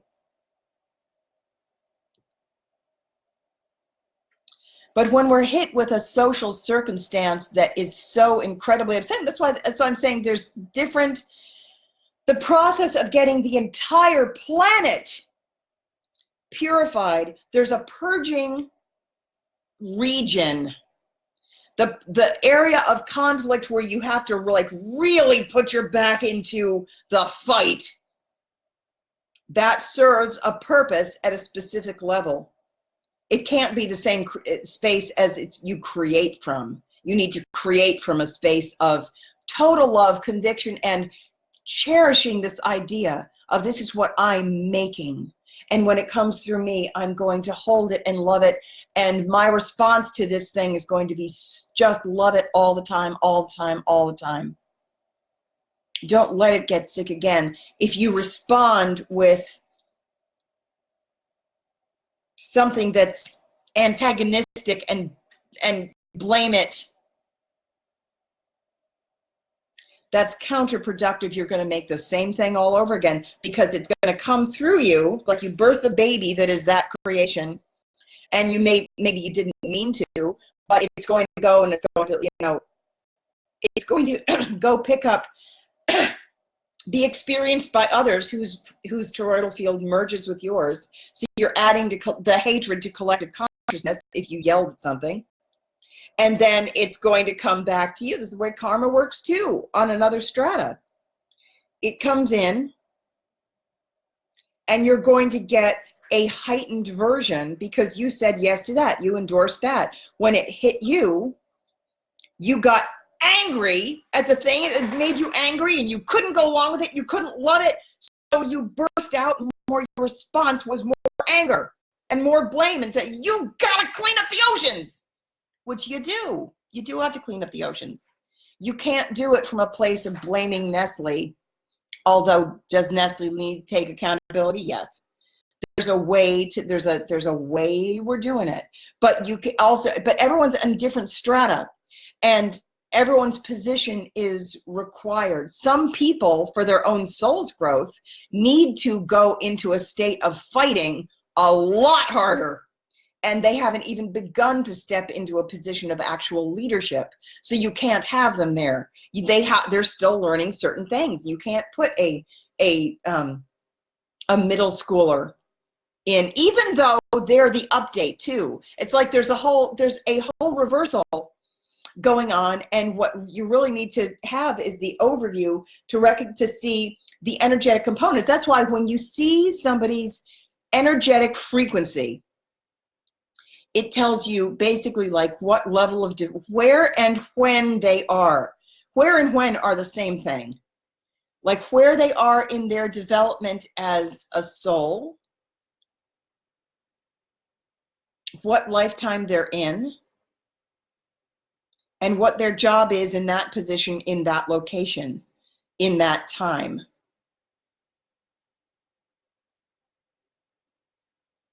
So we are our own ancestors too. But there are certain times where you can't have, always, you can't have a, I started to say you can't have a toddler in the driver's seat. I started to say you can't have a child in leadership, and I was Joan, and I know that's not true. You can have a child, the child is also the leader, like the educational system is also changing. We have to change that completely, so it is also child-led. So the whole issue of tradition comes into play, because you can't go forward while looking backward. That's how you got into that's how the earth got into a spiral of density. It locks in. It can't go into the can't go through the 11 gateway if you don't allow for completely new ideas. The children are the update. The parents are guiding the children, who are the updates. It makes a loop. And what it's really supposed to be is 50-50. The children bring in the new energy and the new ideas and the invigoration, and it also affects the healthcare industry. The same way there's a Mongolian clusterfuck in the third dimension that's a Mobius strip where all of these institutions turn in on one another, and you know, the financial system feeds the healthcare system, feeds the educational system, and it's all corrupt in the political system, and it turns in on itself till it dies, which is what we're experiencing now in certain places. But all of the other systems also, for example, our bodies, just to go back a second, we really are supposed to live thousands of years, like really long, long lifetimes. The reason our physical bodies up till now have not regenerated is because we haven't, and one of the questions in the galaxy is why do living beings, or I'm sorry, human beings, live for such a short duration. It's like gnats. You know how gnats live for like a day or 2 days max? They just have very, very short lifespans. So do human beings. There's always levels above you who are like, why do they die so quick? No wonder they're not getting any learning, because they don't remember their past lives. So it's like they come down, they get 60 years, and it's all struggle, and then they conk out because of the density. You don't make the connection that it's kind of like if every day you had just this one existence and you didn't make the connection that there was any continuity. But there is. And we're just at this weird juncture point now where we're just getting out of density, where even as a planet, like, oh, other planets exist. We thought we were the only ones. You thought you were the only ones because everything was that condensed. And you didn't remember your past lives because no light could get in. You couldn't remember the continuity. There is supposed to be a regeneration process. When everything is flowing correctly, your body regenerates itself. Our bodies regenerate itself. When everything is running properly, each cell has its own toroidal field. which brings me to my friend Sharon, who she was given the codes to and is now producing a product that I'm going to wind up talking about. She just said she hasn't sent me a bottle yet. Well, no, she sent it. I haven't received it yet. Elixir of life. It's an elixir of youth, and what it does is it. Well, I'm not going to talk about it here. I'm going to wait until I told her that she would send me something, and I would put the product information. She has a website where she's selling it, but I'm going to leave that for a different place or time. I'm not sure exactly how that's going to work, but I do know what it does is that it promotes regeneration. I did a whole session with her, and we went to the cave of creation, and all the mother beings. She lives in New Zealand, and she has this wonderful space, and she's an artist, and she received codes to make codes and ingredients, like a recipe. I can't remember if she received it from Metatron or Melchizedek, one of them. And she produced this elixir. And what it does, and I felt into it. I haven't received the product yet, but I felt into it. And we worked with the codes anyway in the session. We sent it into the divine masculine so that they can move freely and speak, because it promotes flow. It promotes the bringing of life and light to, so her energy and my energy merge really well, because I deliver a high vibrational energetic transmission that is like a cosmic water pick that gets everything up and moving and up and running, like cosmic cheerleader, cosmic water pick. Promotes flow. And I unlock long-standing blockages and areas of stagnation, and promote the reunification. And the codes came in for her, and I felt into this thing. So we took the vibrational frequency. She held up a bottle, and we took that frequency and we put it into the divine masculine collective, so that the divine masculine can more fully participate. And it was a timely thing. Like I can't remember what the date was, but it had to come in during that juncture, and it just at that specific time. And it's so interesting, at the beginning of her session, Sharon Martin, is it Martin her last name? Sharon. You know how I'm always looking at the background, and in her session, she was wearing blue and white striped shirt, and she had lath on the paneling on her ceiling, which was at an angle, and it looked just like the Eight of Wands card, tarot card. And her image came on the screen, and I immediately got the message, like, oh, I see what we're going to be doing here. It's about communication, facilitating communication, because it's blue and white striped shirt, and then all of these stripes in the back, yeah. And then she showed me around, like she took her computer and showed me around her space. And then she's got this beautiful, beautiful altar with a painting she did on it, a painting of Gaia with gene codes. And anyway, I understood what was going on. So then we sat down, we had a session, and she told me that she had made this elixir that's it's basically a youth serum, and it's invigorating and brings in light codes, the new light codes. And I'll talk about it more fully. I'm going to put, as soon as she sends me the blurb, she posted it from New Zealand yesterday, and when I get it, I'm going to put it on my wall. But what it does is it makes every cell a toroidal field, brings that back. We're trying to bring the body back into a state of regeneration and flow, so that you can restore yourself. You restore the youthful harmonic, because the reason we decay, our physical bodies decay, is because also, like, they've taken the appendix out, and the appendix is atrophied in the past human body. The appendix was considered extra, like an old organ. You don't need that. But it used to be it was an organ for regeneration. So the reason it's like considered this vestigial organ is because human beings stopped using it since they stopped basically regenerating. You didn't have to use it anymore. And that was toward a purpose too. So it's not like everything is always bad. There was a purpose. I can tell you from being on the Council of Balance, there was a purpose that the shortened lifetimes served.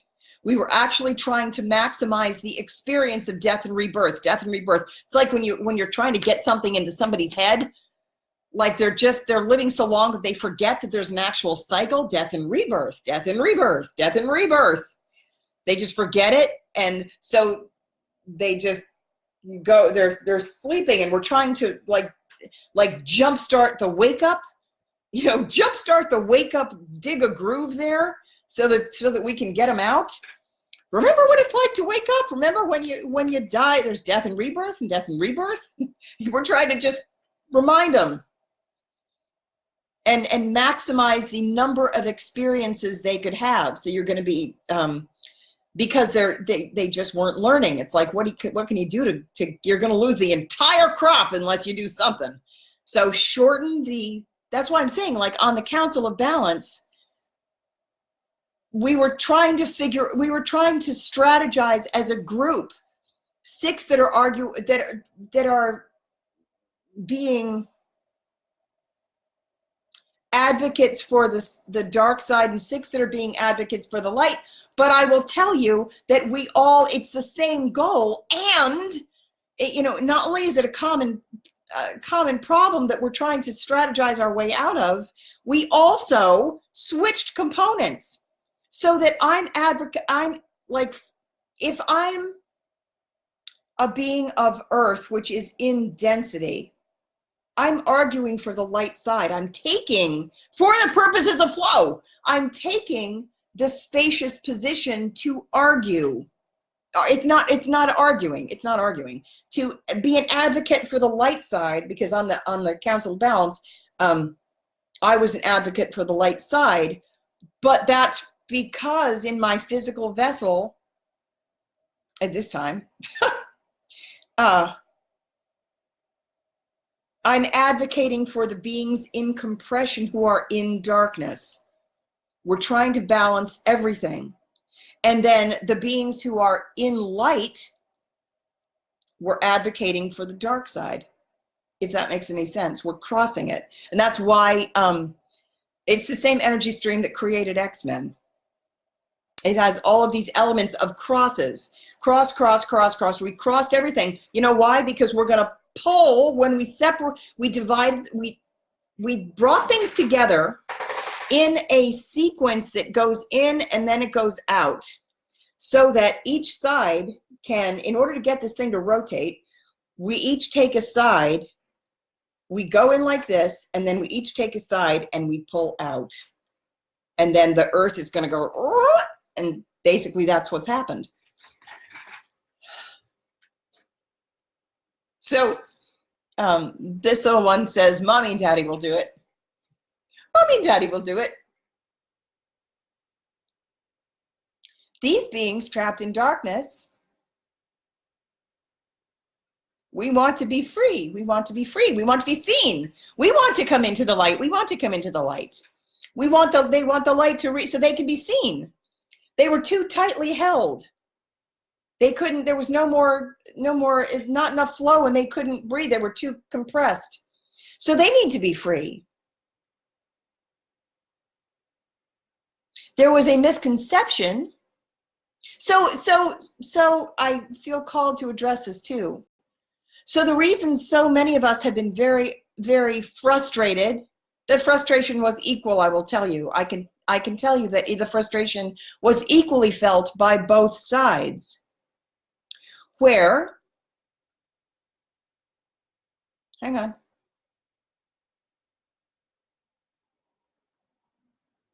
Incoming.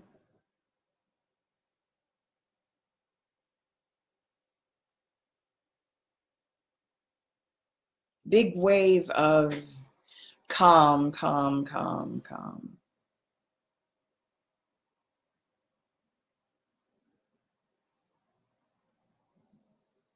When those who are high vibrational go into a state of extreme calm and extreme, something very slow,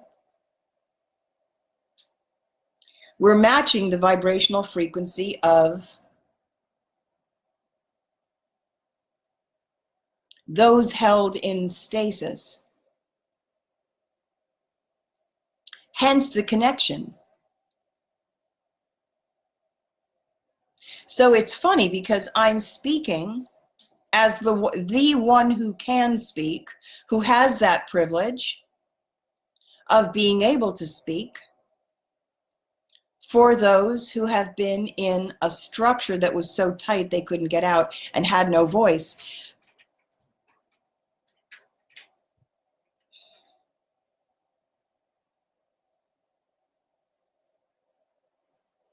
There are those of us in the twin flame collective,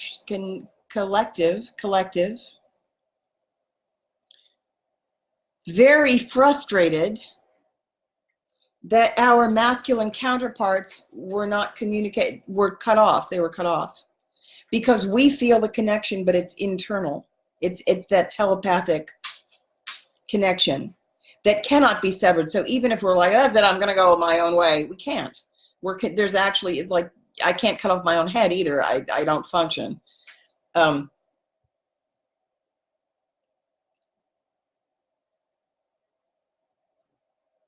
They are unable to, hang on, how do I organize this material? I'm getting incoming from the left. It's very, very calm to the point of it feels like a field of slow. It feels like a field of slow. Coming to the feminine. But we're trying to restore flow. The entire so interesting. It's very divided right now. My energy is, I'm feeling this thing that goes down the center, and this part is very slow because the feminine is the receiver and must slow down to receive and hold. The masculine side is very, very active and does the talking.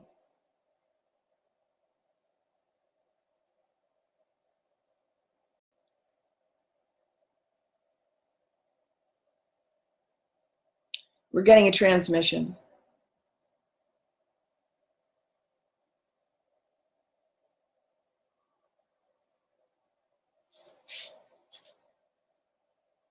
They say, just know this,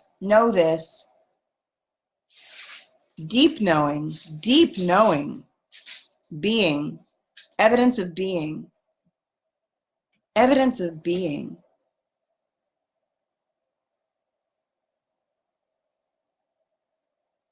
The deep knowing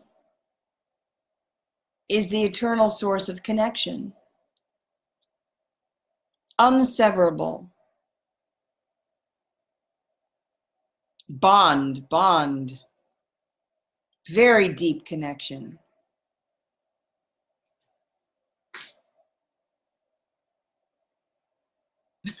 I'm hearing your father and I have decided. This one says, Mommy and Daddy will do it. They're saying Mommy, Daddy will do it. Mommy, Daddy will do it. Yes. Mommy, Daddy will do it. Mommy, Daddy.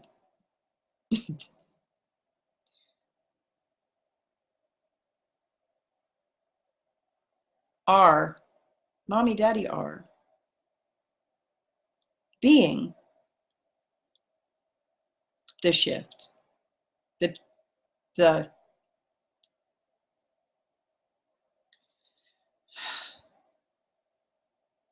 So many of us in the Twin Flame Connect collective have been frustrated that the masculines went into cut-off mode, or so did we, because you can't do one without the other. There was a switch.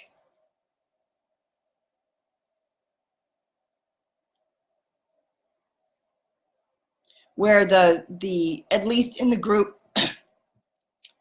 we came down in, for the purposes of this great transition, where though not everyone, certain group, where the feminine bodies came in carrying the masculine energy, carrying the masculine flame inside, and vice versa. Those in masculine bodies came in to infiltrate the shadow masculine collective and bring feminine properties, help merge feminine properties into that demographic. The women needed to infiltrated in physical form into the sorry, I feel a little stoned all of a sudden. There's a I don't know if that's the right word for it, but it's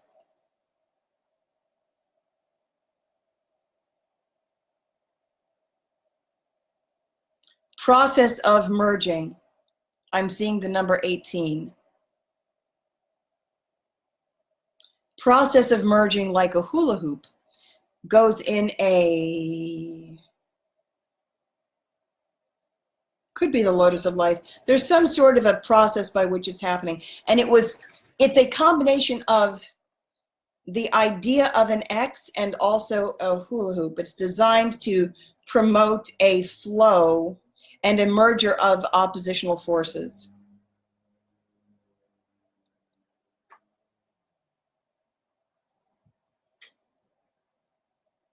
So again, it's a mixture of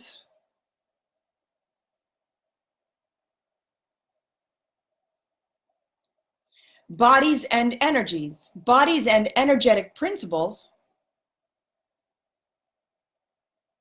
And we came in with this idea to cross them in order to combine them. The same way with oceans and pollution.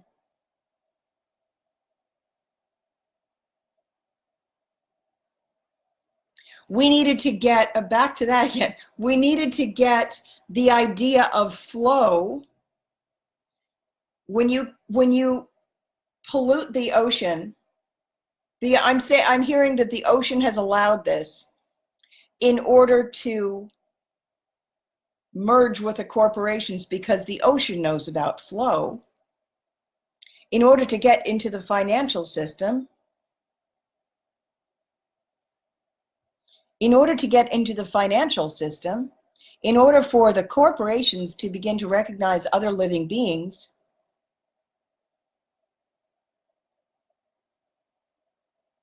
the oceans, we know we need to get the energy of flow into the corporate system.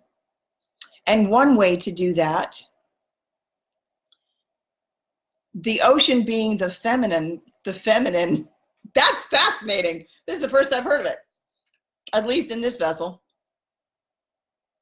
The ocean being the feminine principle has called the more dominant masculine to her and said, give me your pollution. Because what that does is it merges two systems, and then energetically, every force evolves a form. Energetical, but you can work it backwards. It's possible to work it backwards. That's what magic's about. Like sometimes we will take the energetic components of something, and if you know what you're doing, if you like, we don't do this with beginners, but if you know what you're doing, for some reason I'm thinking of this, you could say, well, this object has specific qualities, so I'm going to take this and use it by virtue of my own intent. I'm going to gather an assortment of objects with the intent of creating an energetic change that's going to produce an effect that's going to land up here. Like you can reverse it too. Like you can flip the pumpkin. And in order to have an energy that will come down to be experienced by others, this is why, like, you could actually, like people dismiss voodoo and things like that a lot. Like, well, it's nothing. It only works. It has no power over you. It only works if you believe it works. Yeah, it does. So if you don't want it to have any effect on you individually, you could say, well, take your voodoo doll. It has no power over me. That's just your idea of what's happening.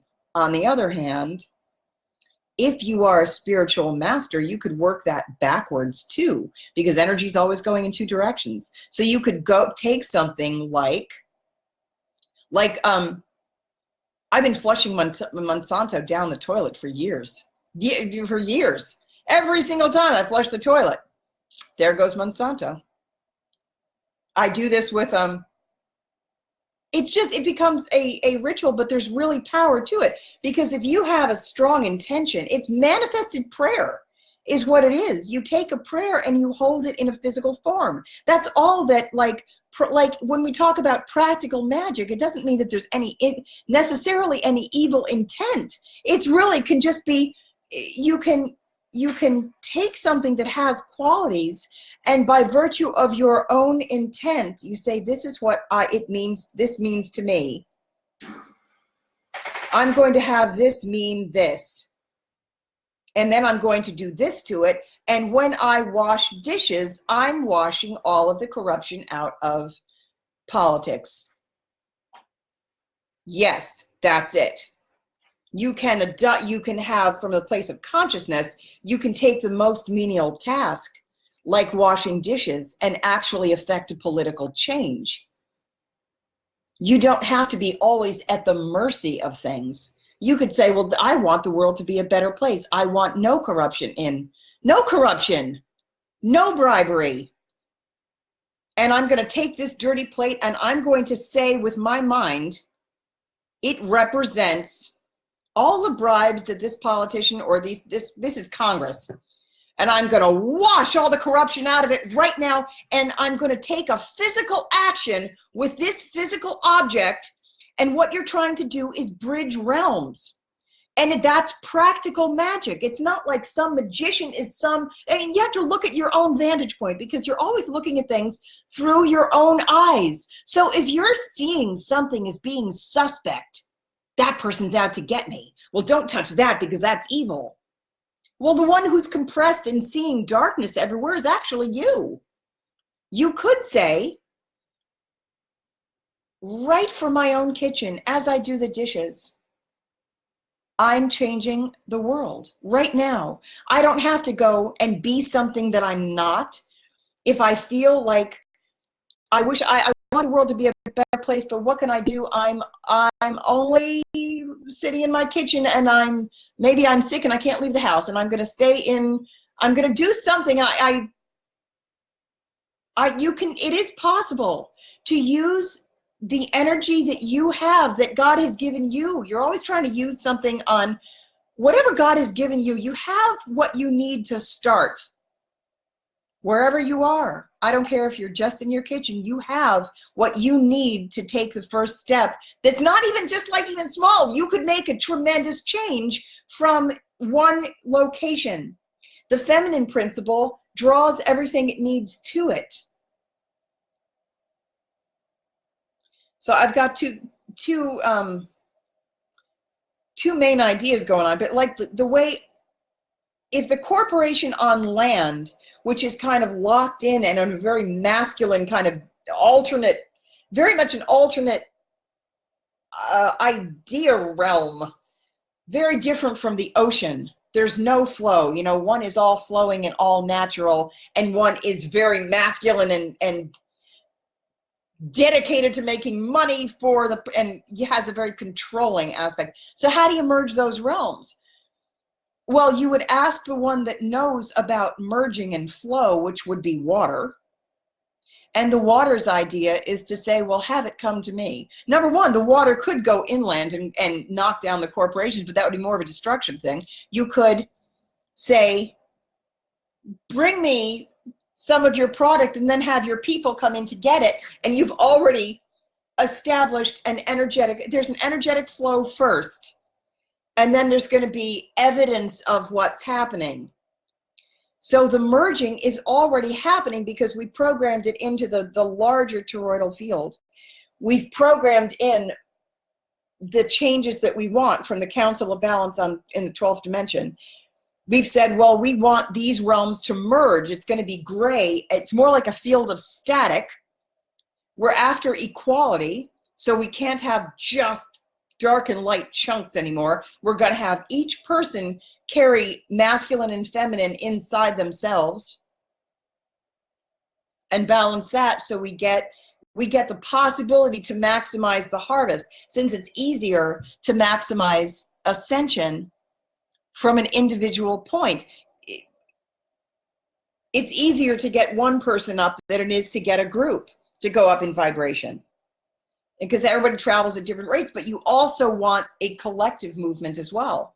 And then you also want the entire planet to go. So what you need to do, though, is you have to get the energy of upliftment into a very dense system that doesn't want that.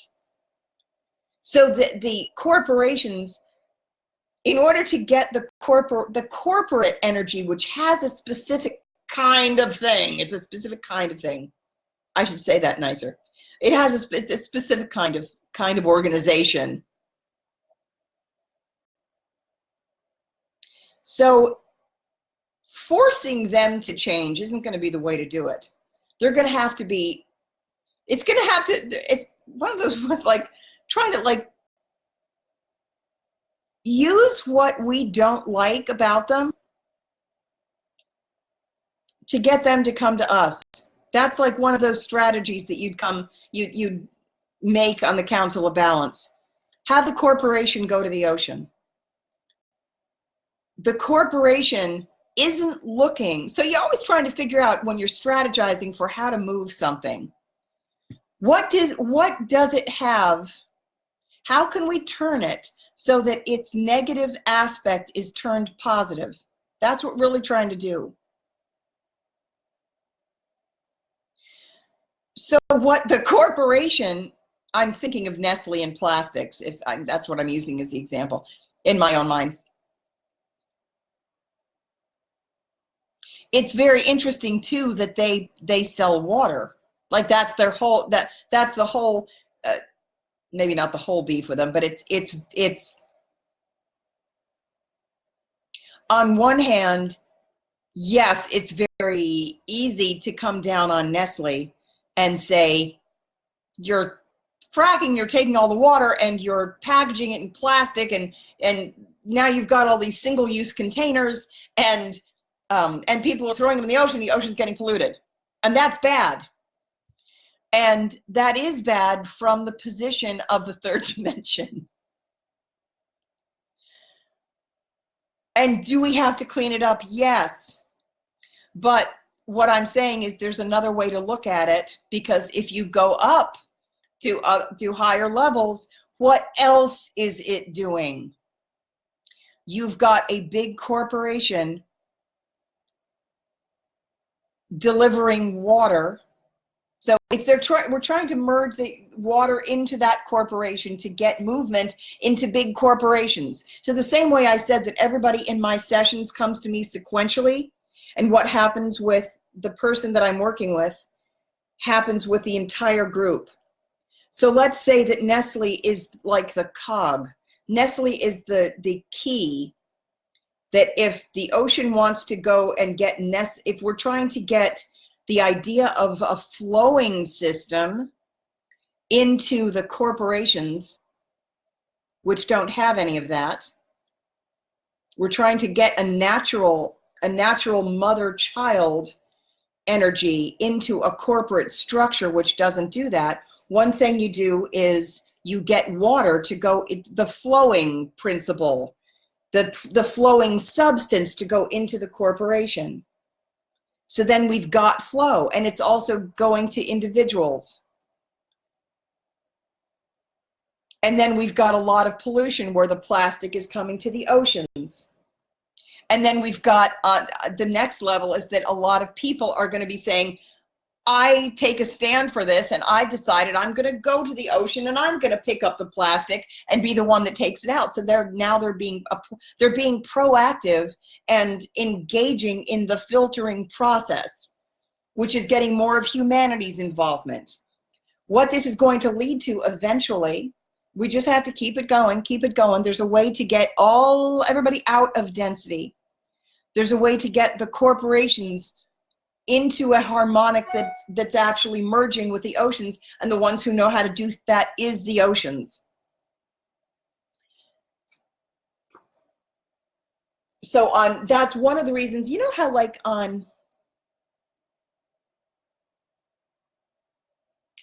sometimes we talk about making alliances with things that don't naturally go together.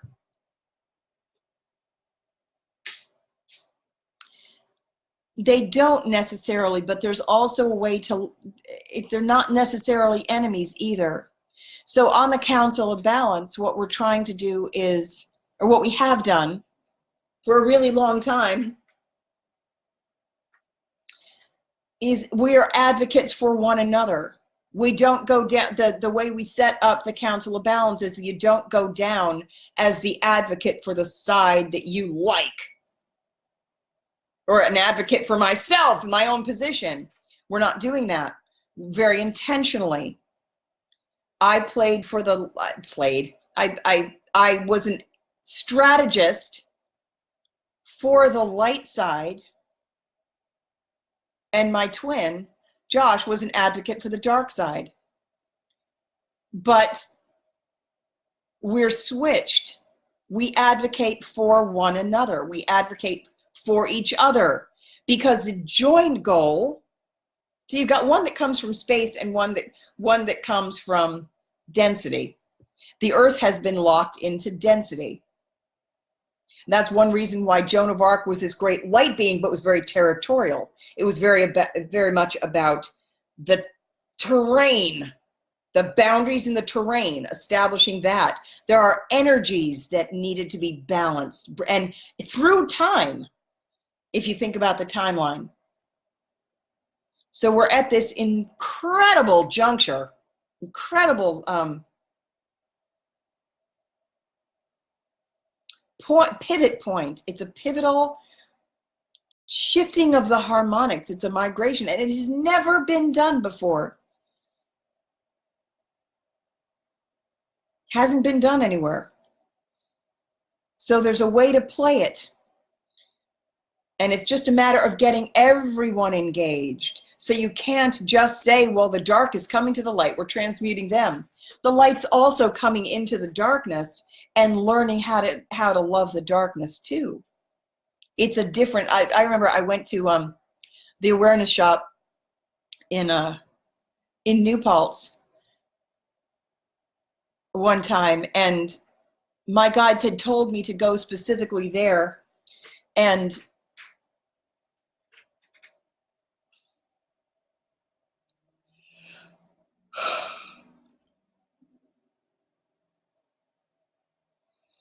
I have been very repelled by certain, like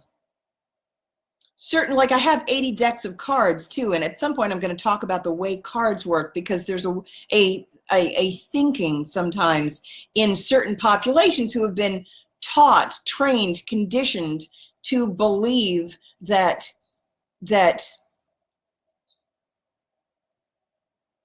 regard that practice with being very suspect. Like, don't put your trust in, which is true, you don't put your trust in the cards themselves. That's not it. But there were certain decks of cards that I was very repelled by. Not everything that you're repelled by is necessarily in your highest good. Sometimes, like I've told this story before, that sometimes when You're repelled by the thing that would actually serve you if you went there. It's just outside your comfort zone. When I went to the awareness shop, there was a deck of vampire cards, and that's something like I would never look at that. It bothered me. I didn't like the illustrations. I don't like the idea. I don't like the idea of vampires. I don't like the idea of any of this shit. And I was very surprised. My guide said, seek a different source of light.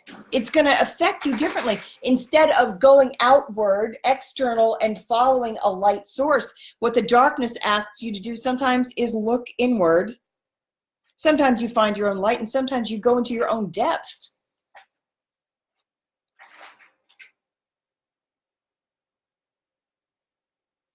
The shadow has beauty. The shadow embraces. It's not all evil. It may be unfamiliar, but if you go into the darkness and you're scared, then you found out where your fear is hiding. You met your fear. Everyone has to go into their own shadow and learn about themselves. So it's a way of self-discovery. I feel like I left a topic. I was talking about washing dishes. I'm going to go back to that in a minute.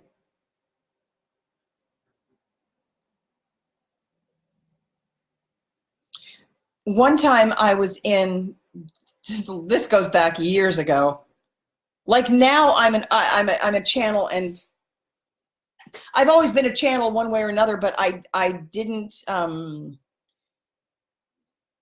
there was a time that there was also a certain protocol. You know how you're not, like, you're taught if you're a channel that you don't, if a message comes through, you're supposed to ask the person before you necessarily don't blurt out something that you see. Because, all of us who are empaths or I shouldn't say all of us, many of us, we randomly see things or pick up things that are floating in the field around various individuals. Like if I walk through a cafe, I know somebody left something in their car, somebody's mother's in the hospital, somebody, I know what this person ordered. I know that person doesn't like their food. I don't know how to turn those senses off. I'm also not sure, I don't think I'm supposed to. They're mine for a reason. I came in with them. I designed myself this way so I would have these tools at my disposal. I don't want to deny my own gift the same way, they used to tell people not to use their left hands and you're bad if you're born left-handed. That's absurd. That doesn't add love, that adds fear and restriction. So you need to make the choice yourself whether you're going to go into fear and restriction or embracing and loving all that is. It's much more like God, or like whatever your concept of that is, to embrace the all that is by embracing all that is. Not everything is out to get you. Sometimes you have to, there are certain things that are out to get you, and you have to learn discernment. But really, you can only learn discernment by the dark side is really tricky, and what it will do is look to a way to get in through your fear. So if you're somebody who's fearful and living in a lot of fear, well, that's the choice that you're making. So what you have to do, instead of keeping yourself in a comfort zone, is love your fear so that it's no longer fearful. Because the way that, like, the devil is going to find a bruise on the banana that's you, and say, I'm going to look for the dark spot. Where does that person have fear or anger? What is in the lower range that I can get in? And you can't even blame them, because that's nourishment to them. We don't have the right to tell something that it may not exist. And some things can be transmuted. There is some fear that can be transmuted. And then there are some dark beings that we can't tell them. It's going to keep us in a state of war if we constantly say, you're bad and I'm going to annihilate you. That's going to actually keep you in the third dimension. You're not going to be able to experience the all that is until you recognize that other points of view are valid. Even Nestle's. Is there a more harmonious way to do it that will actually serve everyone? Yeah. We're in a certain stage of development. corporations are in a certain stage of limited awareness, just as many things have been, including us. There was a time when auctioning slaves for labor was considered normal because they were considered less sentient, less aware, lesser beings. But then how many light workers now have crystals for the same reason? And crystals are beings. There is consciousness there. They are useful as tools.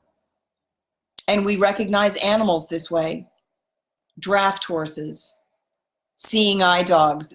If you merge into a harmonic and say, I invite you, would you please participate in a co-creative space where I'm learning from you and you're helping me too.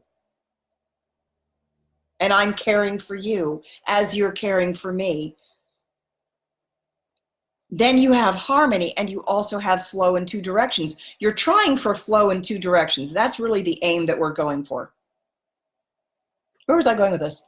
Oh, I started to say one time I was in the awareness shop. This was years ago. And I had always been a channel, but I hadn't been doing anything publicly at all. And I knew better than to, it was one of the first times when anything verbal really just kind of came out of my mouth out of nowhere. And I was like, what the hell was that? Have I been possessed? What the hell was that? But energy takes the path of least resistance. And sometimes when there's something that needs to be delivered somewhere,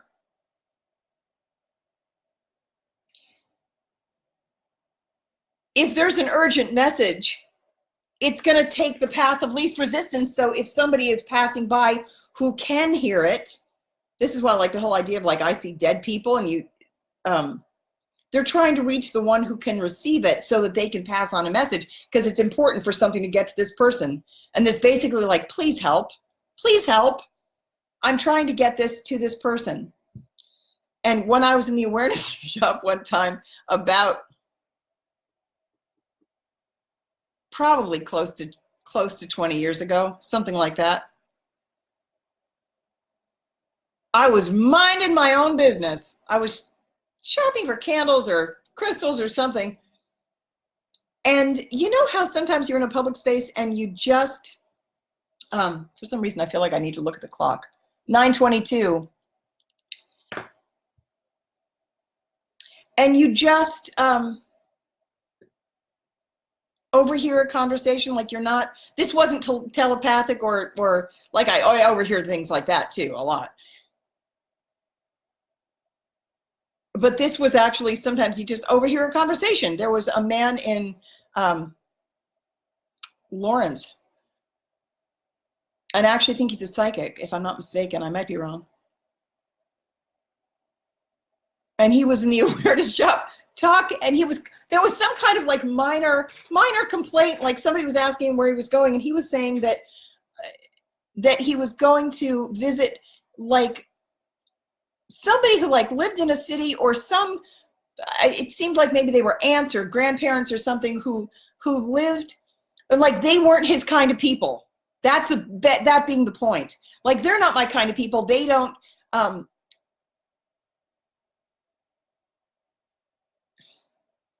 it was something like, the way his conversation was going, he was saying to the person at the counter, basically something like, I have to shut all this down in order to go visit these people. I'm going to spend, X amount of time with them. I'm going to spend the weekend, or it's like some kind of family holiday, and I'm going to be seeing my family, and they don't know any of this stuff, and I have to shut myself down, and I can't express myself freely because they wouldn't understand. And I wasn't, swear to God, I was not trying to interfere. I just was minding my own business, and out of my mouth, I'll never forget it, came this voice that like wasn't mine. And it was this voice, and it said, Lawrence, hear this now. And it surprised me, and I was embarrassed. but there was like a message, like it needed to get to him. And for some reason, I get the feeling like he was even a psychic or something. But there was something that he was denying. He was denying what he actually knew. And he was going to somehow camouflage his own ability in order to go someplace who actually needed the information. And so the voice came through and it said, "Lawrence, hear this now."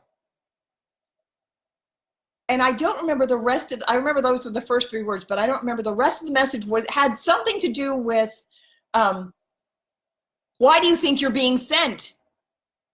You're going there. It was I remember it's something like, these people will never be exposed to the information that you have unless you go there. You're the one who brings it in. Don't camouflage it. They need it. They're locked in. They never leave their apartment. They're not ever going to go to one of these bookstores. They're not going to go see crystals. They're never going to. You're the generative flow. Don't blame them for being closed-minded. We're sending you. Be vocal. You don't have to convince them of that, because we all hate that when that happens. You don't have to go in there and change their mind so they agree with you. No. All you have to do is don't hide your own light under a bushel. You just wear yourself normally and say, well, this is what I do. You know, I'm a psychic. I work at the awareness shop. And whether the way they respond to you is their business and not yours to control. Your whole job is to present yourself as authentically as possible and know what you know. And what that's going to do, eventually you're going to wind up passing a lot of people who it's going to spark something, or it's going to plant a seed, or they're just, a lot of times you're just, I really had this experience when I was a preschool teacher too, where people think that they're crazy and they're told that, you know, I had imaginary friends when I was a child. Well, you saw real beings when you were a child that somebody told you was not real. You had that ability to reach up where you could see interdimensionally, and it was an expanded awareness. And eventually society was conditioned you to shut it down. But that's the same ability, that imaginative faculty that thinks in pictures, whereby fairies and actual beings can get in for communication. They're semi-solid. They're not as dense as we are. They are semi-solid. They can't reach you. They can't reach unless there's someplace to reach in. Unless you invite them in, they don't. They are so respectful that if there's a barrier, they can't come in if it's too solid. You have to open up a space. This is why babies are born with a soft spot. Every force evolves a form. It's designed. I mean, yes, it's not the only reason they're born, and yes, I understand that there's a physical reason as well. But there are other reasons, and it's our job to just maintain the openness so that so that we don't lose our senses. And if you have this ability, don't hide it. Don't compress it further and shut it down. I remember as a preschool teacher talking to parents and talking to children a lot too, obviously, about imaginary friends. And I remember talking to parents. I was able to do that.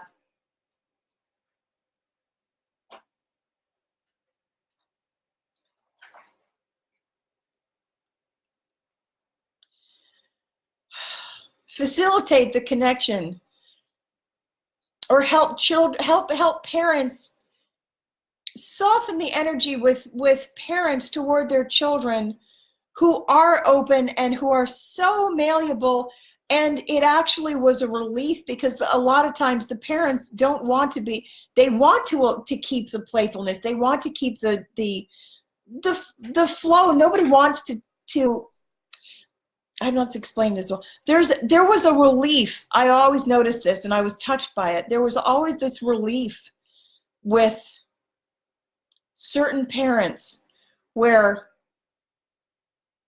you could tell that they remembered it too, but they had shut their own abilities down. They remembered it too. Like when I was little, I had a living being, not me, but like when I was little, I could see my imaginary friend was like a pig rhinoceros that lived under the couch. And that was so real to me, and I used to go feed it. I'm like, yeah, and it was probably there. And you used to feed it. It was in a dark hiding spot, but you used to feed it. And it left because you stopped feeding it.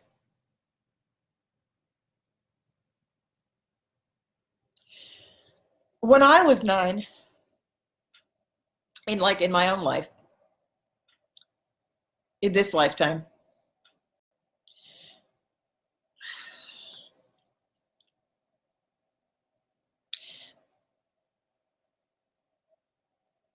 I remember drawing pictures, and one time, this used to really bother me.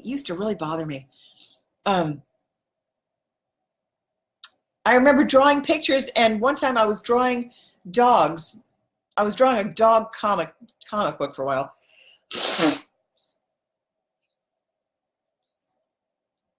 And I remember erasing something once when I was about 9, and it really bothered me that I erased it. And I was asking, I spent a lot of time alone when I was a child, really a lot.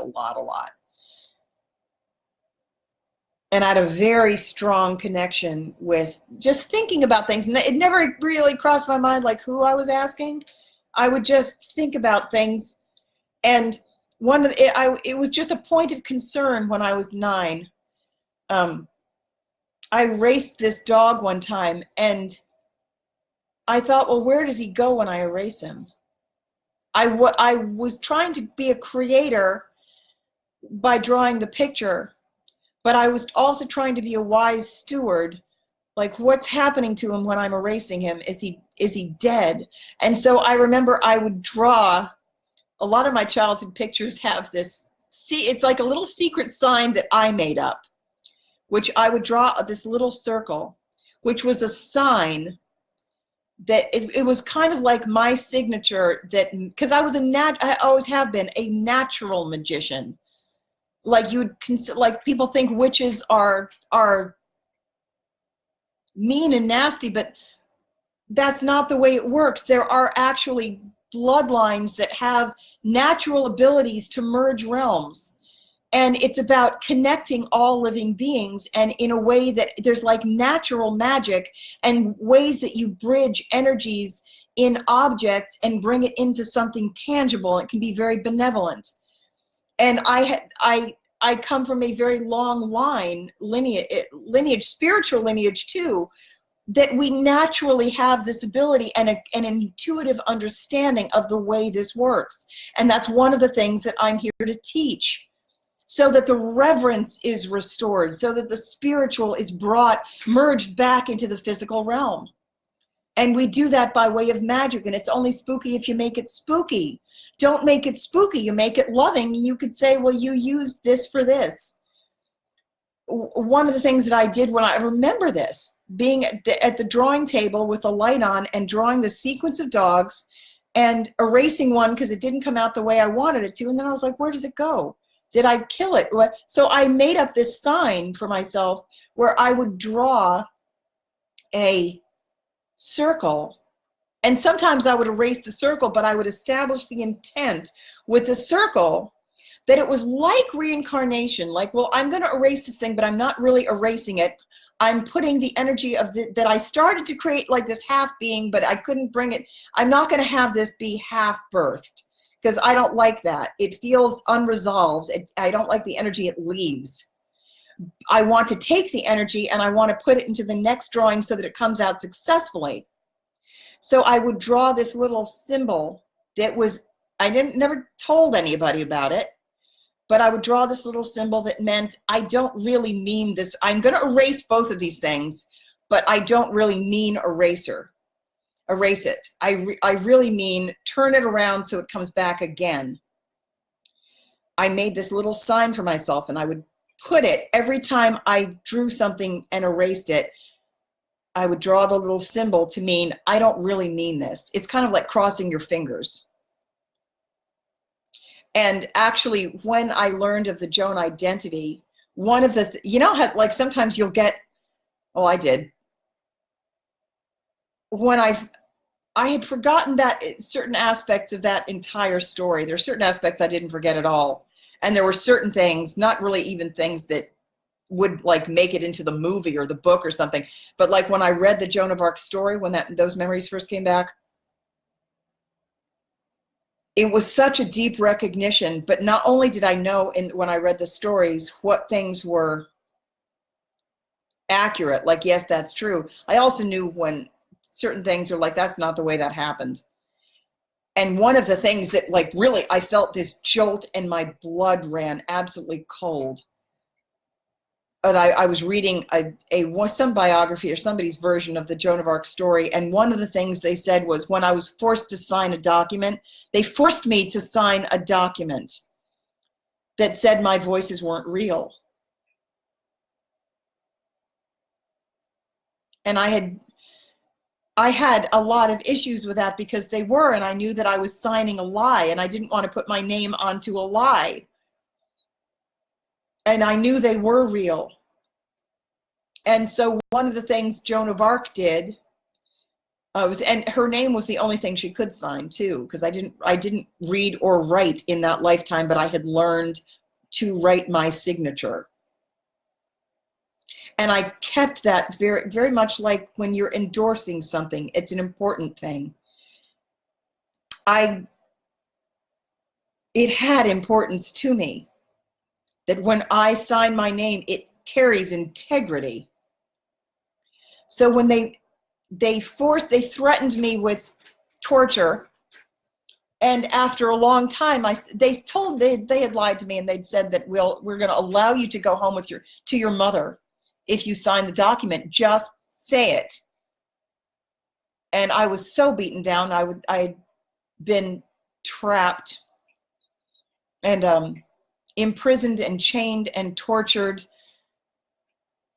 And they said, all you have to do is sign this document that says that your voices aren't real, and then we'll let you go and you can go back home. And I wanted to go back home, but I also didn't want to to sign it. I agreed to sign it, but then the thing that made my blood run cold is that in one of these books, some of these books, because it's like a known feature that like there's right by the signature, there's an additional mark. And nobody knew, since she didn't read or write, nobody knew why there's this additional mark. But I knew why. It's because, and I thought, well, that's what I do whenever I don't mean something. Like I don't really mean it.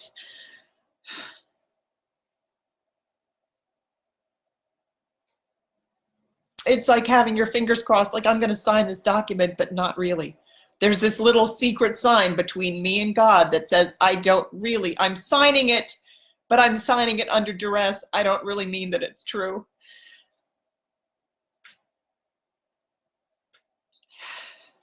And that was actually one of the, like, I already knew it was me. I didn't want to go near that terrain. I didn't want to integrate that memory. But that was one of the things, like, it was so undeniable to me that was me. It's like there's this other little mark. I'm like, oh, I did that when I was 9. I always used to do that. And it was in wise stewardship of everything that you write down means something. It has to have integrity. Don't allow yourself to get sloppy with your creations, what you make. Hold it in reverence. It has to have your own endorsement on it.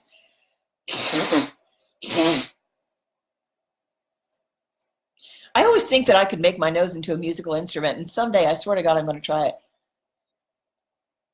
I don't know what kind of allergies I have to have in order to make that work, but I have really thought about that. Like, if I blow my nose and it makes a noise, there's got to be some way to do it, to make it into a musical instrument so that I can play a tune. I think I might practice it, but not on the air. I'll wait until I can play something and I'll try it.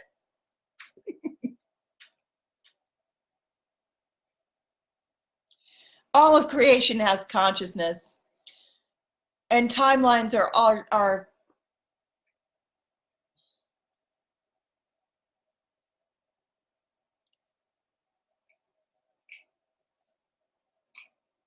you know, reincarnation was taken out of the Bible. Most of you know that by now. They wanted a degree of compression. They wanted us to not see the sequential commonalities. If you want to, so look for the, I think I'm going to end this live stream soon, but I do want to say, look for the commonalities. Flow is produced from commonalities. A way through, a way forward. If you're looking for union, look for the commonality. If you find the commonality between you and your enemy, you've engaged in a creation of harmony, in a creation of unity. That's going to be your way forward. That's going to be your bridge. What does the opposite side of this river have in common with me? Even if it's just pig-headedness, you could start there. Find something to admire that you also have. Start it with love. Find something to admire in what you consider your enemy or your opponent, your oppositional force. What is it that that person has that I can appreciate?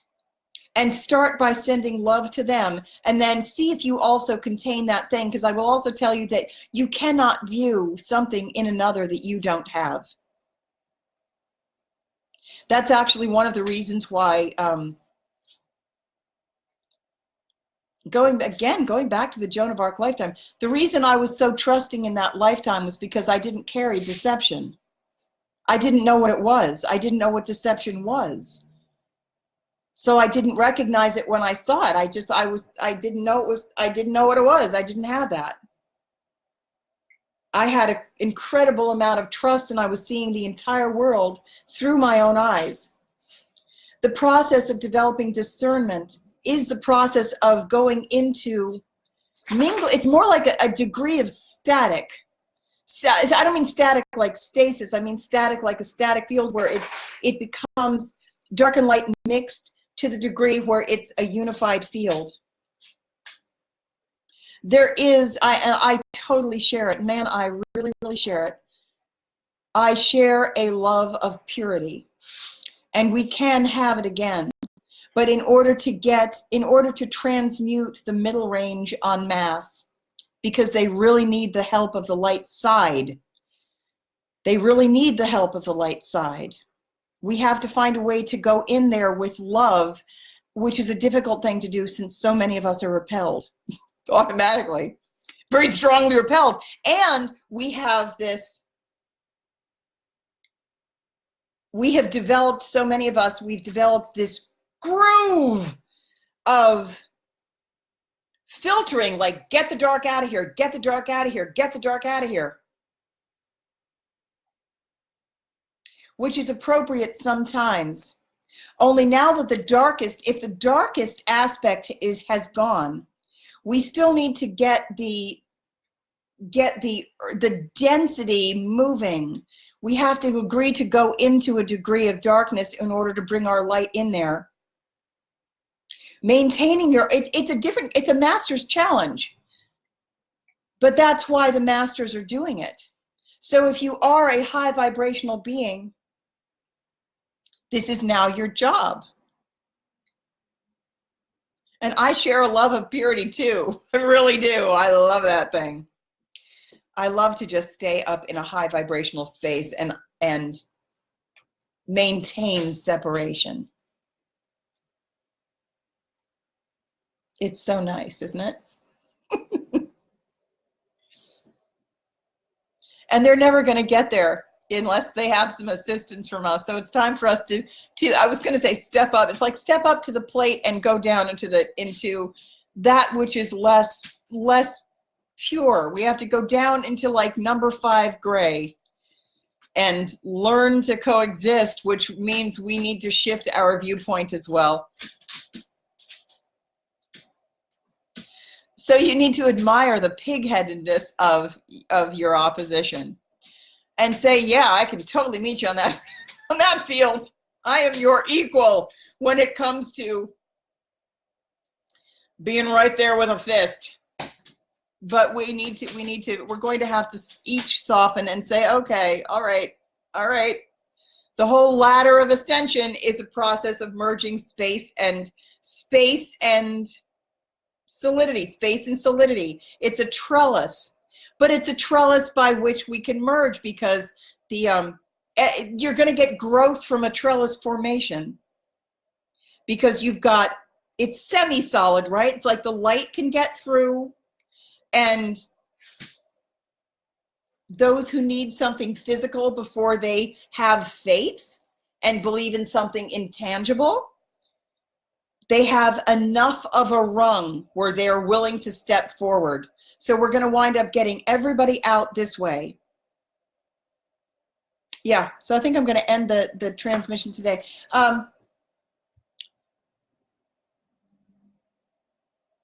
Yeah, okay. I think for some reason, I feel like there's going to be more about Thomas Jefferson. I was very surprised this morning to be woken up by a crystal at a little crystal toddler at like 4:44 in the morning, who wants me to go on and talk about Thomas Jefferson. Like, how do you know about Thomas Jefferson? Who am I to ask? I asked. I'm like, really? That was just, I didn't think that was going to come out of your mouth. You're going to tell me about Thomas Jefferson. We're going to learn some things together about Thomas Jefferson. Because he collected living beings as tools too, the same way I collect crystals. So we shouldn't be in judgment. And it was appropriate at the time of history. They said he was doing your job. Your job that I'm doing now, that's very similar. Because I collect, and I know that I recognize that they're living beings, and I collect them all around. And I use them for tools too. I do ask them for consent. And you told me what we were going to talk about today. So I appreciate that. This one has like a chick kind of quality to it. I always notice that about you. I've grown very fond of you. I have. I appreciated you from the beginning, but I've grown very fond of you. I like you very much. You already know me. I remember you from before. All right. I love you all. I'll see you the next time.